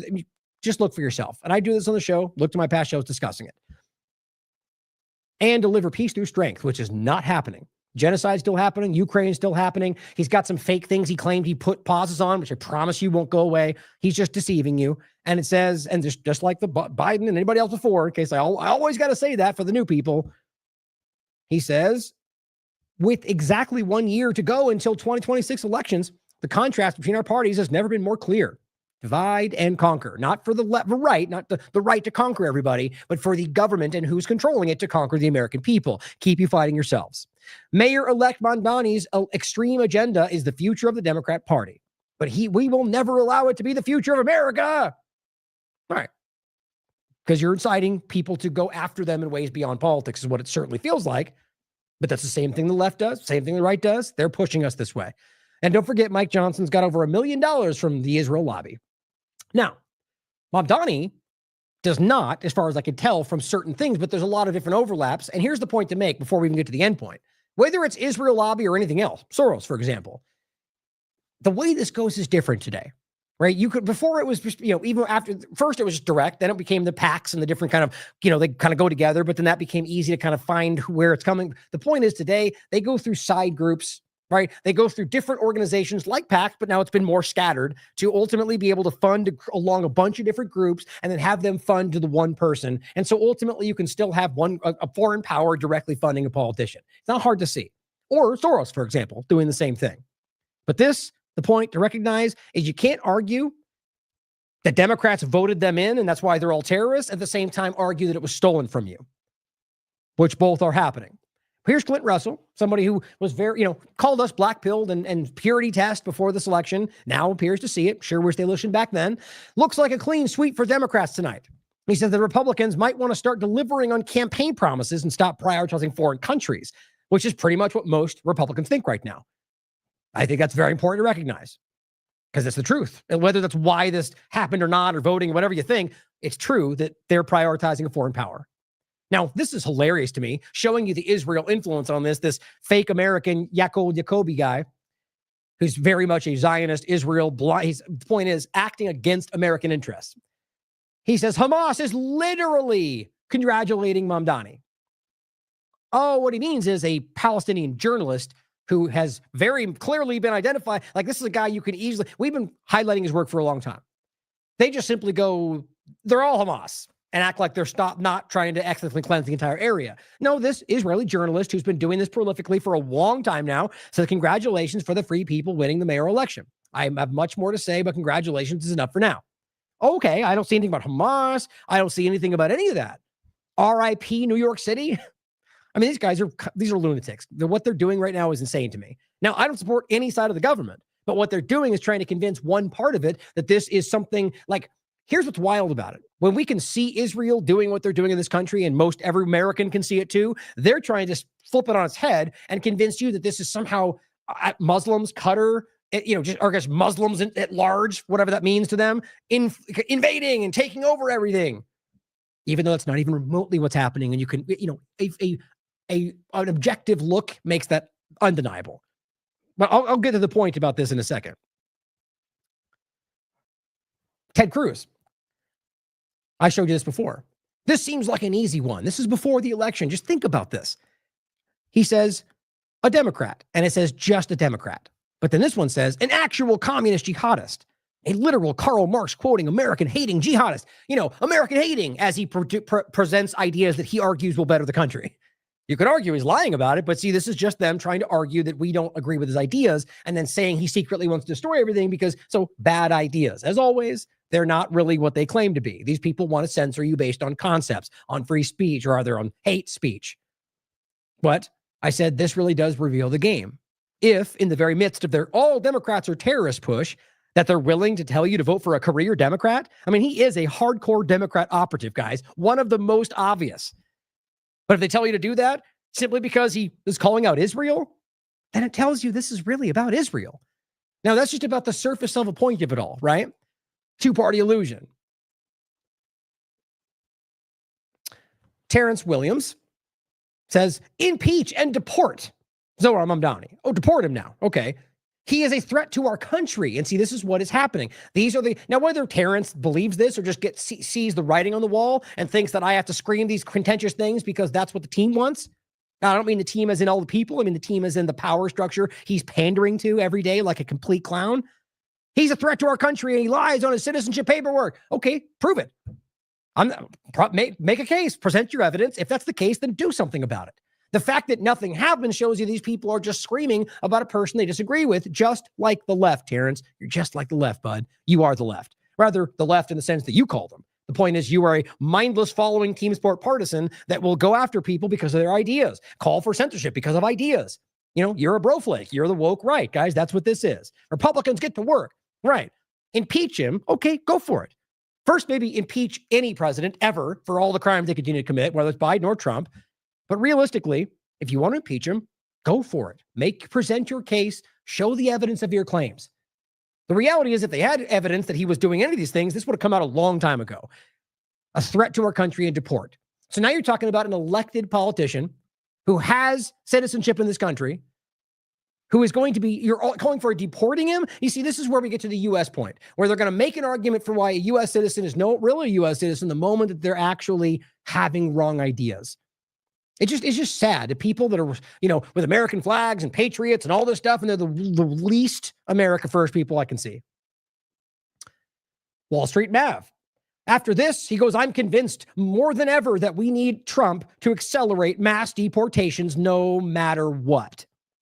Right, no matter what. He says, I don't care what ICE has to do to achieve it.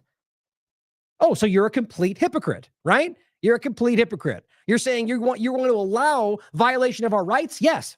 I don't care what it takes to achieve it. It's worth it. Okay. So what if Trump has to murder Americans in the streets? Well, I don't care what they need to achieve it. Okay. What if they have to bomb Florida? I don't care. You could argue that's too extreme, right? That's literally what he says. I don't care what ICE does to achieve it. These people don't have principles. They're literally showing you that they don't have principles. They're willing to do whatever it takes to get their idea done because they've been convinced somehow that it's the best thing whatever the narrative is. Some of them don't care. Some of them believe the nonsense. At the end of the day, if you're arguing that we can do whatever we want to get there, then you're a child in the room. You're a hypocrite. And he says, we need as many illegal aliens deported as we possibly can to achieve in the next 3 years. Okay, if they're illegal aliens, you could deport them anyway. So the game is do everything around that. And on top of that, he's pointing to one person who was already elected and two new people who were elected who are Muslims. So you get two new Muslim politicians and the whole thing melts down on the right in regard to the team sport politics.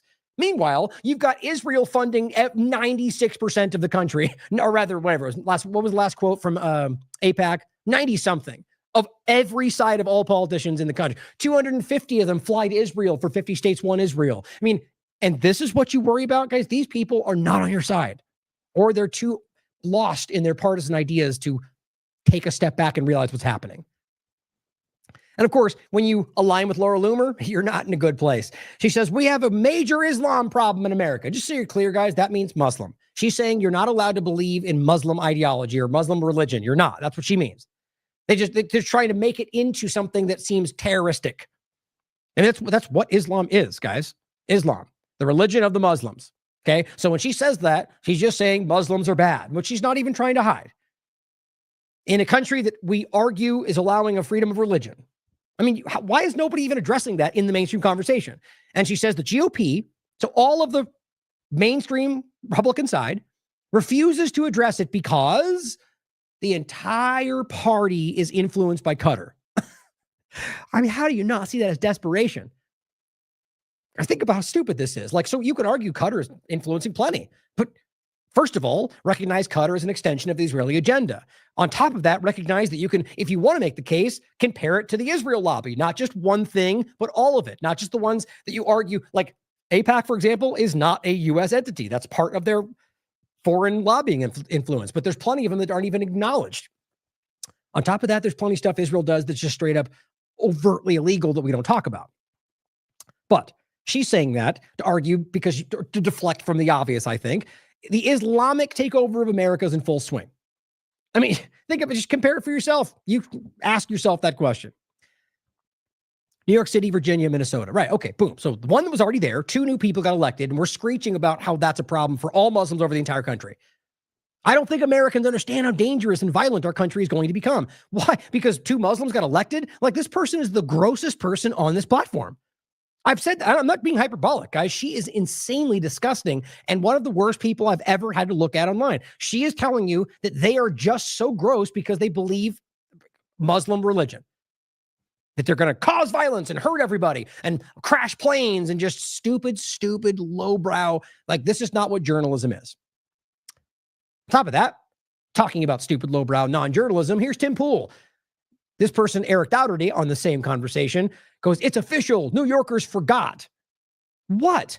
Forgot? What? Are you now claiming that Muslims attacked us on 9/11? Are you that stupid, Eric? Not even your own party believes that, man. See, these people are the mainstream media. That's what they are. That's exactly what every other mainstream media does. Fox, CNN, Eric, Nick Sorter, Benny Johnson, Alex Jones. These are mainstream media. Muslims attacked us 9/11? Eric, I'd love for you to flesh that out. And of course, he says they forgot because they elected Mamdani. Was he on 9/11? So now any Muslim in the world is now responsible because you claim they were there? I mean, worthy of ridicule. And Tim Pool, because he just jumps in because that's what he does these days. Whether he believes it or not, he waits for those openings and this guy is an opportunist. And he goes, no, they were conquered. Ooh, you're so edgy, Tim. You took it a little further. It's embarrassing. And is Tim arguing Muslims attacked us in 9/11 and now Muslims conquered our country? I'd love for you to flesh it out in a show, Tim. Why don't you have Tim Horton on? Talk about it. That'll work out well. Well, here's the thing I think is most important in all of it. Until we recognize and acknowledge the 2-party illusion, nothing will truly change. That's my opinion over all of what we talked about so far. Here's Alex Soros. So proud to be a New Yorker. American dream continues. Congratulations, Mamdani. Okay, that doesn't prove that there's anything going on. But here's the thing. As you can look into it, like I was saying the first part about Israel, which I know is part of it, which I'm arguing that Israel's probably finding ways to influence him financially, just like everything else. But if you look into it, Soros directly does not appear to have any direct donations to his campaign. But you can easily show that the Soros foundations and different things have very clearly, like I said, scattered around their funding through multiple administration or multiple organizations. So yes, he does. But that's arguably no different than any other group funding here and there. I argue, though, that anything like this does have an effect. Not that I would say that you just because of the picture, because of the funding, that proves this is happening. But my opinion is they're all compromised, guys. All these politicians are working for the mainstream agenda. He is too. Now, whether he means what he's saying about Israel or not, we'll have to find out. There's plenty of Jewish people in our country that very much support him who are blindly adherent to supporting Israel. So that the Jewish part's not the main issue. It's about the fact that they are ardent Zionist Jews who support Israel and are supporting him. That doesn't make much sense to me. But he has been calling it out.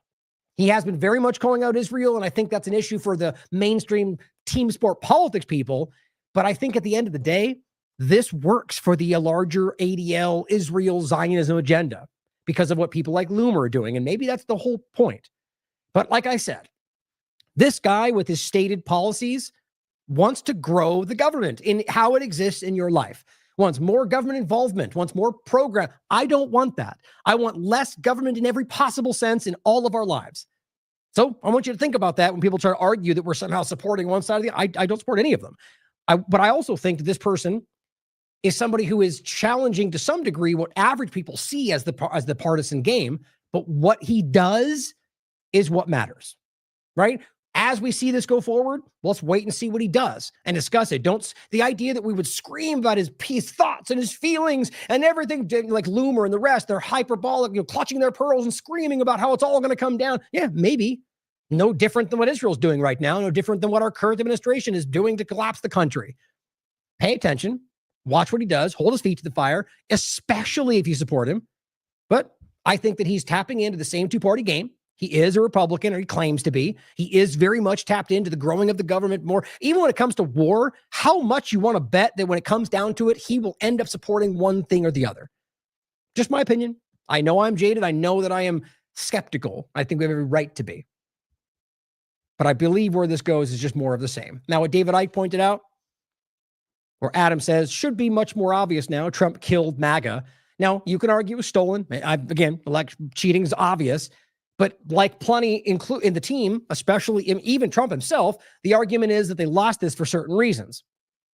So if you think of that, then that would be him essentially killing MAGA with his aggressive policies for Israel, growing the government, spending more, basically the opposite of everything they promised, except all the team players on Twitter are going, promises made, promises kept. Just think about how embarrassing that is right now for all the people that are conservatives that aren't dumb, that aren't dishonest. They're going, that's just not true. No, Trump, grocery prices are not way down. He just said it again. David Icke, it is good that voters rejected Trump's chaotic tyranny. But before anyone gets too excited, this is just another change of the one-party state from right to left, right, left, right, left. On and on it goes when both parties are ultimately controlled by the same forces. It's theater to keep you in the voting booth, believing it makes any fundamental difference. See, this is where we really have to get to. Even people that see this get pulled in. That's what I'm talking about in the like the libertarian side of the people that were calling certain things out and they get kind of sucked into the left-right paradigm. People like Luke, for example, the other day, who acts like they see through it, but then still goes, we have to do this in the midterms. They're either deliberately pretending they're outside of it to trick you, or they think they are, but are still tapped into the left-right paradigm. David Icke sees it, right? Plenty of people out there see, well, this is what we need to get to. Even if you disagree with, if you think some of them are fighting for us, getting yourself to this mindset is still in your interest, because then you are expecting the reality, and then you're surprised in a positive way by somebody doing something real. It says theater to keep you in the voting booth. Hopium is a potent drug and reveals the ongoing power of the hope over experience. When people cease to be divided and ruled and cease to think that their cult tyranny is better than the other cult tyranny, we might have a chance of realizing that a few cannot control billions unless the billions give their power away to the few. Politics is the way that they do so. 100%. So I'm sure plenty of people might have expected to jump in and be like, a win for, that's a win against Israel. I just don't feel that way. I don't feel like supporting any of these people is going to be in your long-term interest, but I will support what I think is their positive policy. Like when Gabbard was saying positive things, I'm good. I like that. But then she obviously went the other direction. Plenty of them do this. So I hope for the best, expect the worst, as we all should. But just to wrap up that one point on this, guys, I think where this goes, Mamdani, we'll have to wait and see what his actions are. But the way that the team players act around it, like what it reveals about the U.S. dynamic, is everything happening is based on hyperbolic, like cartoonish framing to kind of like overwhelm the other side or scare people away. And what's interesting is, again, if you look at the people who vote, the people that engage with what I think is an obviously broken system, even half of them see it in certain parts of the time. The point is that those who are less than 40% of the country are the people who are lost within the partisan lie. So it's the people who are the least informed in the room, it seems, are the ones that are engaging with this process every time. That's just how it seems to me. And so we are watching this play where they're kind of, my point, I guess, is they're using the Mamdani types to get you reinvested, to keep people kind of distracted from, like, again, hating the other side. Because you realize his thing is coming in saying the same kind of thing about the reverse, about how the right side of it is basically the other, right? The ones that are destroying what we're fighting for. And so it comes down to this ideological divide, which will be exploited so they can continue their foreign escapades, so they can continue stealing your rights away and driving in martial law and the technocratic future. Now, I hope I'm wrong, as always, but what he does will make all the difference, right? In the sense of, we'll be able to see one way or the other. Now, on this point, we have Venezuela, and you might have noticed it's been happening almost every day. Daily occurrence now. Casual terrorism from the U.S. government. Nothing new, which is true.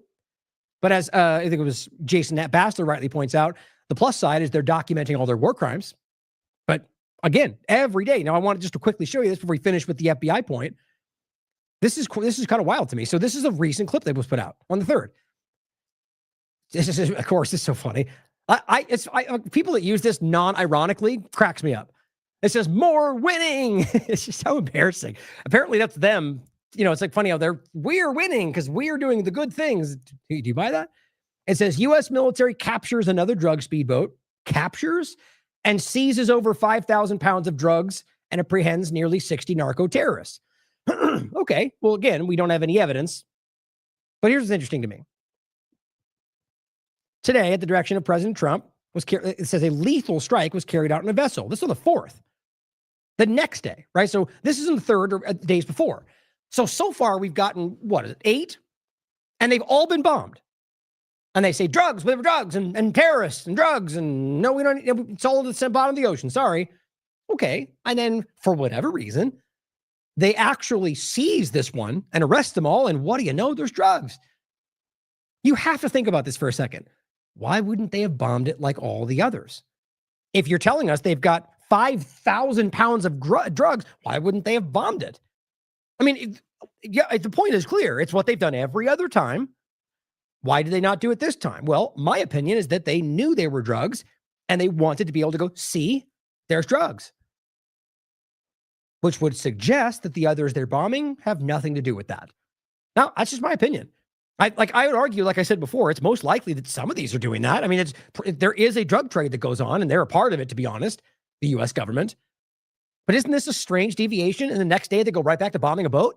Well, okay, then the next day, why didn't they seize that boat instead of killing everybody on the boat and not leaving any evidence?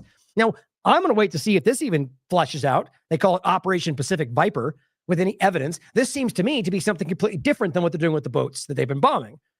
I think this is a way to try to pretend that every other one has any drugs. And even if the point is they should be required, which they are, to prove it every time anyway. Isn't that just a weird deviation? Now here is Chad Prather saying the U.S. military snagged another narco speedboat. In what? You mean other than bombing all the other ones?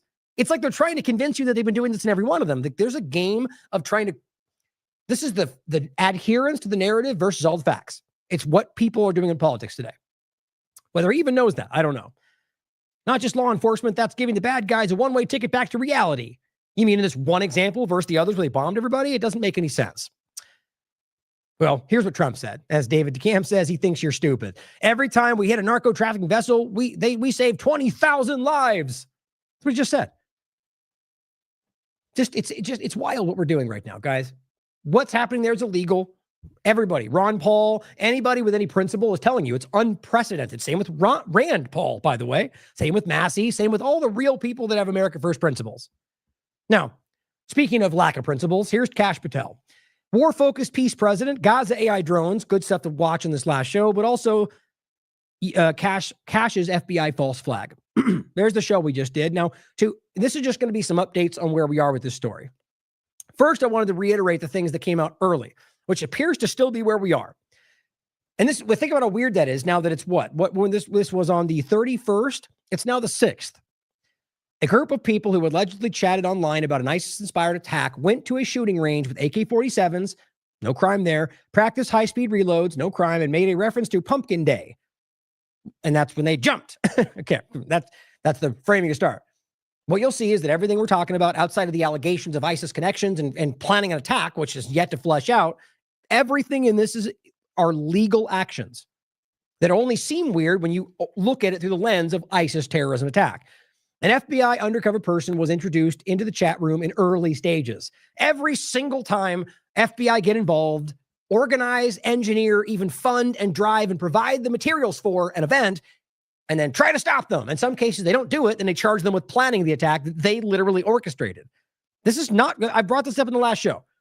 In fact, right here. No, it's the old ones. Here. I had it earlier, I think, but I'll grab it just in case. Because the point is, I want you to watch this show and understand how prevalent that is. And I'll even just grab this one. This will probably pop up. Yeah, right here.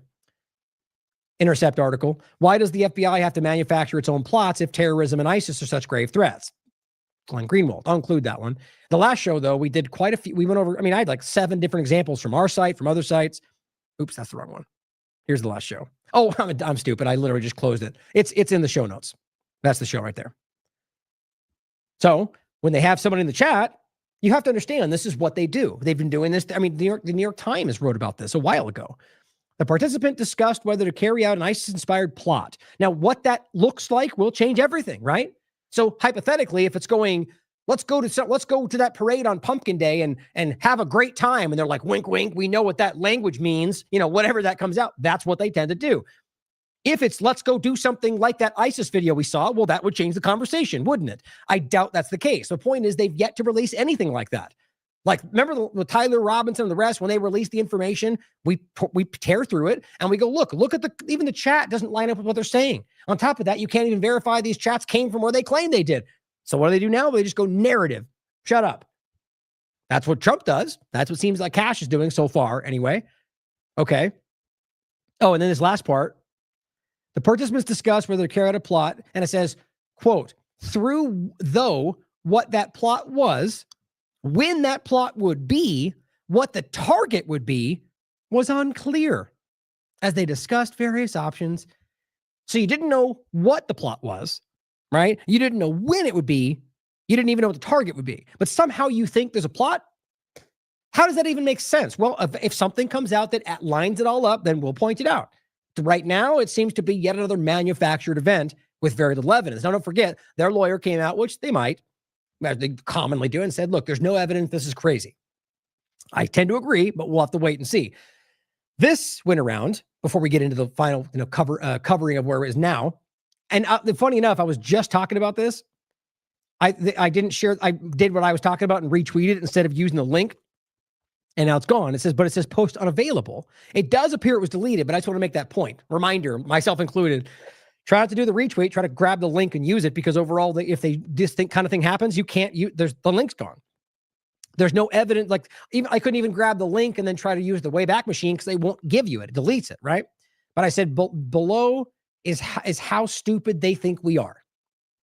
Here's what it was. Thank you to Orwell for saving this. Sarah says, ISIS is threatening New York City today. If you still think appeasing terrorists will make them stop, you clearly haven't gotten the memo. This was all pushed to get you to go against Mamdani, or at least from the Twitter side of it, right? To go, he's terror, here's bad guy. So Operation Manhattan Project. Yeah, because, the ISIS public, PR group put out their public relations post. It's just so stupid. Remember, we're going to get into this right now, right? The reality of where ISIS comes from. But guess what? It was fake. Surprise, surprise. And it got deleted. It got fact-checked and deleted because that's what they do. And that was what got deleted. But here is all the usual suspects screaming about it because they don't check anything. Because they go, oh, that aligns with what I want to say. Blast it out. We just talked about that. That's what they do. She says, the Muslims can't think of a better way for the Muslims to celebrate the victory of a Muslim mayoral candidate today than by committing an ISIS attack. This is what we pretend. This is what the team sport, the mainstream alternative media, the new media pretends a journalist is today, right? Somebody who the Muslims can't think of a better Muslim way to Muslim. She's crazy. On top of that, it's all false. So she takes a fake thing that isn't actually happening and screams her hatred for Muslims without any due diligence. You know what that means? She hates people for no reason. That's what that means. Here is Sean Ryan's show, the CIA show, right? And he goes, FYI. The link that's gone. And now he actually shared it. So you can see that I can include that actually. Here's the deleted link in case that matters for you. But that was the one I showed you earlier. And says, look, fake news. They don't care. They share it because it aligns with their ideals. That's what they do. And look, good on Kimberly for calling this out.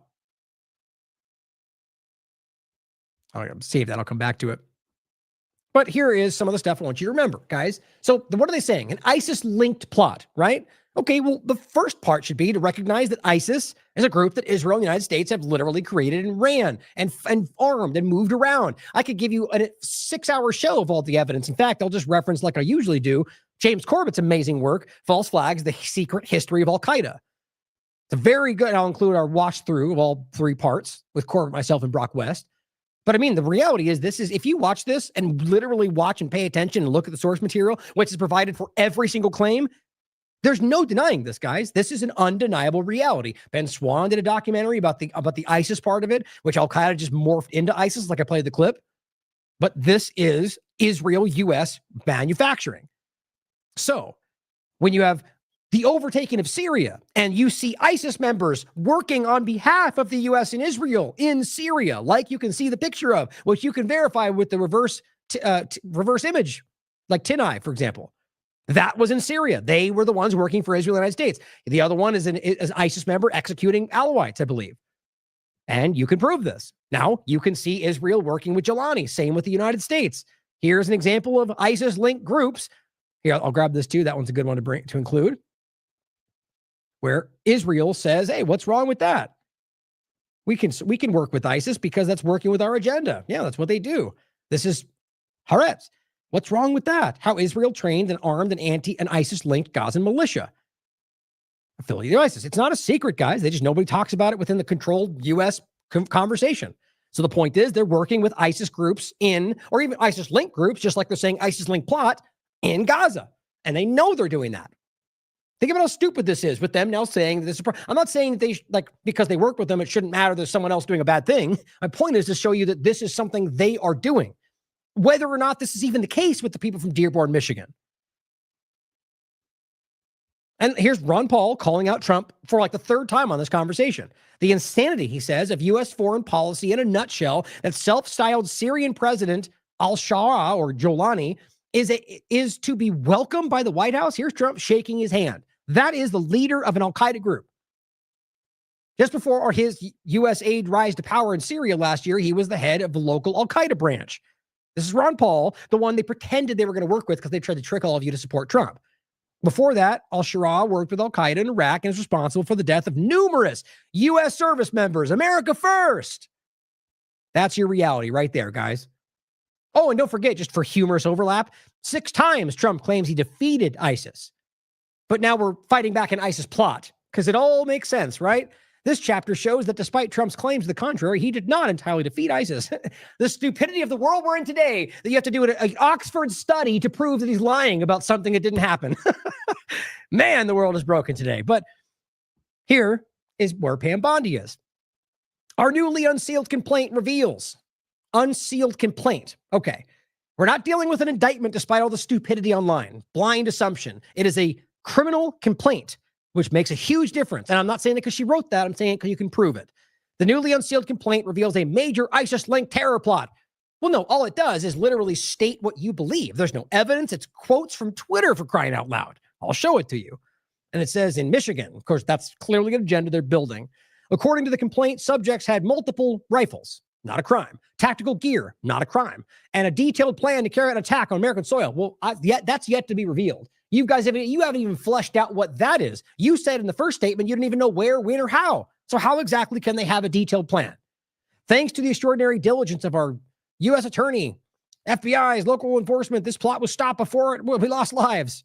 Or they didn't do that at all. Our American heroes prevented a terror attack. Here's what's weird. Here's the link she shares. Oops, it's gone. See, there's one of two things I think about this. Either they're deliberately putting out links they change, so then when you ask Grok, for example, it can't find the link, which happens often, or they edited it and changed it because they're ridiculous and constantly lying to everybody. Either way, her major post that's cited by all these platforms for the evidence of this claim links to a dead page. That's where we are today. So here is Grok. Has the FBI indicted anyone for the events of October 31st and the claimed ISIS-linked plan?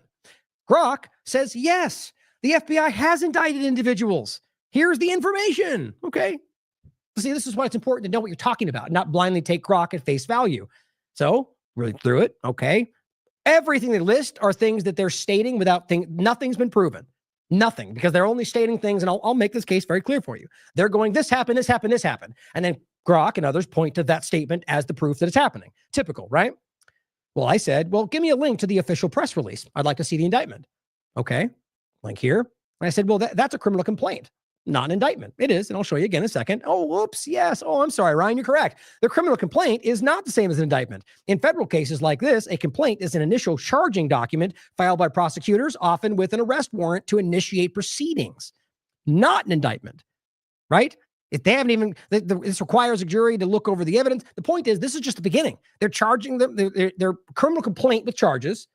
There's no pleas because there's not even a federal, as far as I understand it, there's no plea necessary because it's a federal level and it's a complaint charge. It's still a complaint, a criminal complaint. It still has to go further into the investigation for them to then indict, and then that will happen. See how interesting this is? But so the point is, yes, it is a criminal complaint, and no, that it's not an indictment. That changes everything.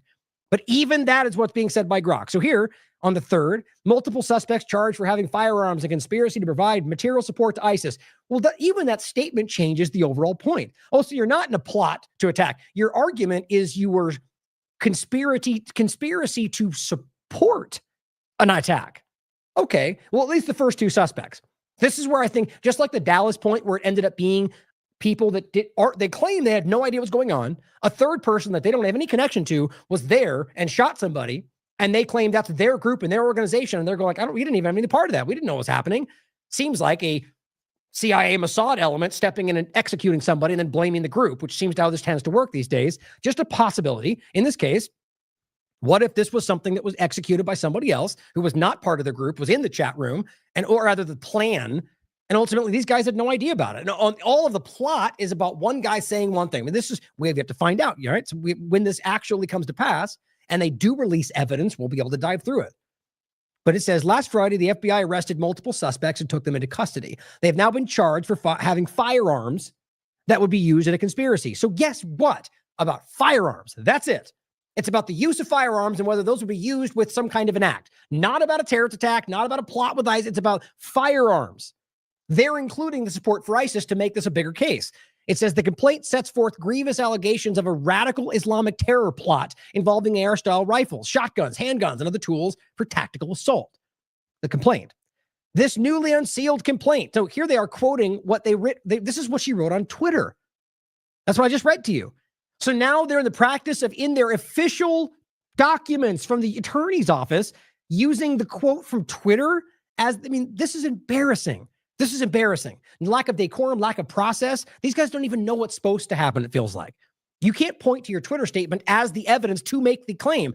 That's redundant. It doesn't make any sense. But it goes on to say, I read it for you already. According to the complaint, they had multiple AR rifles and so on. Now it says, with today's unsealed criminal complaint, the American people can see the result of months of tireless investigative work. No, we can't. You just go, they did bad things and plot, and we knew it. That doesn't prove anything. We don't see any investigative work. There's no process. And it says, we are thankful for the exceptional work of the FBI. Okay, that's all you get, guys. You get a tweet she put out, you get their statements about it, and then that's it. The investigation's ongoing. A criminal complaint, it says right here, is merely an allegation. And all defendants are presumed innocent until proven. Yeah, not in the Republican game, though. Tyler Robinson's been guilty since they caught that old guy first. That's how it works.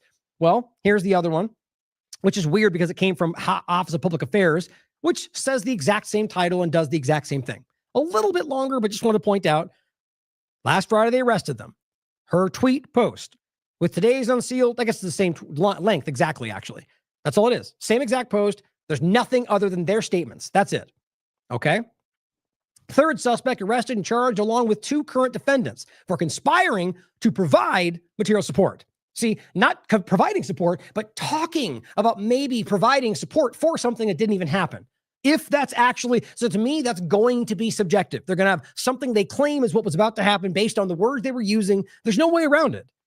And having firearms that would be used to commit the act. Yes, you have guns. You're allowed to, because that's not a crime in this country to own a gun, but it is when they claim you're a terrorist. So same point. Today, the FBI arrested a third person. And then their quotes, and that's it. These aren't changing anything. This is them stating things. Okay, Politico. Justice Department files charges against 2 men accused of plotting ISIS-linked Halloween attack. That's on the 3rd. The Department of Justice has filed charges against 2 people from Michigan for alleged ISIS-linked terror plots that investigators say the group of men planned to carry out over Halloween. And we listed their names before. It was Ali and Amalmud, last names. They face charges of receiving and transferring and attempting to conspire to transfer firearms and ammunition, knowing and having reasonable cause to believe the firearms and ammunition will be used to commit a federal crime. Oh my God. So what you're saying is receiving, buying guns? Okay, that's not a crime in this country. I'm sure your team will love that. Transferring, which didn't happen, you understand, because they didn't transfer them. They were their guns that they were using. They claimed they were about to, and it says, and attempting to conspire to transfer. So if it didn't even happen, you haven't transferred them, where does that first part come in?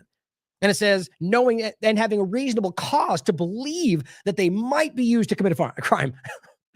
And this is the big terror plot they shut down. General Mamdani said it was the work of American heroes. The complaint states that agents were monitoring at least one co-conspirator as of last summer. Okay, I think this is where it probably comes to play. Who is this one lone co-conspirator that they were watching before these other guys in the chat room? Or otherwise, you could think of it as cultivating this guy first. Okay, so he's the one that they bring in who ultimately ends up doing it that they blame these other guys for, and they're the two that they really go after from Dearborn, Michigan as Muslims. That's what it feels like to me. It said the encrypted communications. Now, I'm running short on time. I'm simply just going to point out, guys, when you read through this, they have guns, they have tactical backpacks, ammunition. I mean, look, if you go look at anybody, like myself, anybody, guys, the idea of people, for example, stocking up on a bunch of ammunition, like you can think that sounds crazy, but everybody was doing that during the pandemic. If you went to go try to buy rounds at a place, everything was out. Everything was wildly expensive because people were stocking up. That's the way it works. It's not a crime, regardless of what they want to make it into. Now, those things could mean something else, but it also could just mean people I have a tactical vest. I have all sorts of stuff, guys. It doesn't mean you're a criminal, but that's where they're building this into. Now, the next one is from the 5th, from the Detroit Free Press. Latest terror suspect linked to video game lawsuit over stolen loot. It says 3 more men have been arrested and alleged in this Halloween terrorism plot. This is sprawling into more people. I'm not sure how this connects just yet because they haven't released anything. It says, including a Dearborn man who was being sued by makers of popular video game Fortnite. The main point for me to get to it. So they're saying they have nothing to do with any of this. Like the people aren't even connected. So unless there's evidence, it seems like they're just picking out a different Muslim guy from Dearborn and saying that they were doing it. Hard to know because they're not releasing any information. It says Mr. Nasir does not have any involvement in the recent investigation and complaint that came through pertaining to the alleged terrorism plot. He has no involvement in the case. No, lawyer could lie. It says he was basically held that the accused had merely video gamers who talk tough online, had no planned intention to attack, which makes sense to me. Happens all the time. These guys are blusters. People online, especially gamers, podcasters, guys, people do it all the time. Meanwhile, and that's why words are words, crimes are crimes, guys. That's free speech. Meanwhile, 2 more men are reportedly arrested in New Jersey for alleged ties to a Michigan terror case. Ties to a case that didn't even happen, right? So now you have a case that you claim was a terror case. Now you're finding connections to that abstract parts of the case. So here's a guy who sold them ammunition. Now you're part of the case. We haven't even verified that this thing even happened or was even going to happen. Again, history shows how long the FBI, how many times they've been caught trying to manufacture a case. But here, where was it? I have one more thought. I'm going to keep going for time. It says, according to NBC News, 19-year-old from New Jersey was arrested. It's the next one. I was going to make, I'm trying to hurry. I'm going to make one point. They're saying that they plan to work with ISIS and stuff. I mean, again, to find what proves that, right? Or if you're going to say they said that, then show us where it says that and then prove that you got it from that chat room. Other than that, I don't trust the FBI. New Jersey and the Dearborn man landed an FBI radar following a year-long investigation involving an undercover FBI informant. Weird. Because it's not like that ever happens every single time, no matter what. And I'm not saying it's wrong for people to investigate, but the point is every time you find this early involvement where they're the ones that provided the materials and had the idea and tried to push them to it. I'm not even making that up. And they say simply because they were willing to do it at the end of all of that they're the ones. And half the time people are just blustering, like we said, going, yeah, well, let's do it. Then they're behind the scenes going, yeah, that guy's crazy, and then get arrested for it. But here, 3 men charged in connection with Halloween terror plot. The point for me, according to available records, with one of the people's father they arrested appears to be Roger Sidrat, an award-winning Iranian-American poet. He did not immediately respond to comment. To me, I feel like that's relevant. The idea that they found some weird connection backwardly to Iran. I mean, this is what somebody like Kash Patel seems like what he would do. All right, just trying to wrap it up. I do have to get going. I'll come back to that in the next one. overall, guys, we're at a point now where there's basically nothing to back this up other than what they're claiming. It feels to me to get more flimsy as they arrest more people. And I was in the mind that they weren't even going to charge them because it didn't seem like there was much to go on, but they did. But we'll have to wait and see how it flushes out like any other story. But where we're at right now, with everything going on in the world, with how little they're giving you, very skeptical. And I mean, everything in me is telling me there's something to go wrong here, but hey, we've been wrong before in the past. That's why we wait for the facts to flesh out before we come to our conclusion. But we can look at what the evidence suggests. And right now, with what they've already been caught doing, I'm very much of the mind that this feels wrong. That where it's going is in the interest of creating the narrative that Dearborn or in the country with everything else that's happening is some kind of infiltration problem while we're watching where that problem really lies, where it really is growing, where it continues to proliferate. So thank you for tuning in today, guys. I'll leave you with a couple of points here on the way out. Pam Bondi. During the Arctic frost investigation, we found that special counsel seized President Trump's government-issued phone. This means Biden administration turned over Trump's phone. We can never be allowed this to let the government weaponize this again. Basically saying, I submitted these new documents to expose them. Okay. And I said, so when is someone going to be arrested for all these social media announced crimes? So far, the number is 0, Pam Bondi. Guess what? Probably never, despite the fact that they should be arrested for the crimes they committed. I'm simply saying that even though they've got evidence, they're not going to, most likely, because they never have, and that they're on the same side. Decenter News. A D.C. jury has acquitted Sean Dunn, who threw a subway footlong at the CPB agents, right?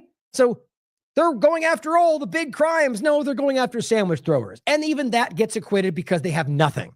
The point is, actual quotes from the courtroom. This case, ladies and gentlemen, is about a sandwich that landed intact, still in its subway wrapping.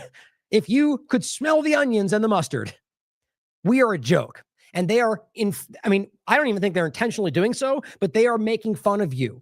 And they are driving us in a place that makes the world is making fun of. 5 times August to finish simply says, what happened to the whole drain the swamp thing? Right? I mean, did we just forget about that? Bill Gates, BlackRock. No, he is the swamp, guys. And if you've been paying attention, you already knew that. No more than Biden. It's the same thing. Hopefully people can pay attention to this, do something about it, because we are being manipulated. They want you to start. And look, if you care more about what's going on with Muslims infiltrating the country, even though I think that's obviously not what's really going on, look at everything. Stand back and look at the big picture. Like, my point is, if you were worried about China influencing policy, why wouldn't you be equally concerned about Israel? I care about both. There's far more evidence for one of them. I simply hope you'll take the time to look. If you're honest and you care, it's there for you. Everything's sourced down below. Thank you for being here tonight. I appreciate your support. If you continue to support this platform and you believe in what we're doing, show us what it's worth to you, because we can't keep doing this without your support. Now, again, tomorrow we're going to be putting out the IMA panel. I've got some more coming out in general, some more articles coming. Derek has a good article that will probably be out tomorrow, but stay tuned. I love you all. As always, question everything. Come to your own conclusions. Stay vigilant.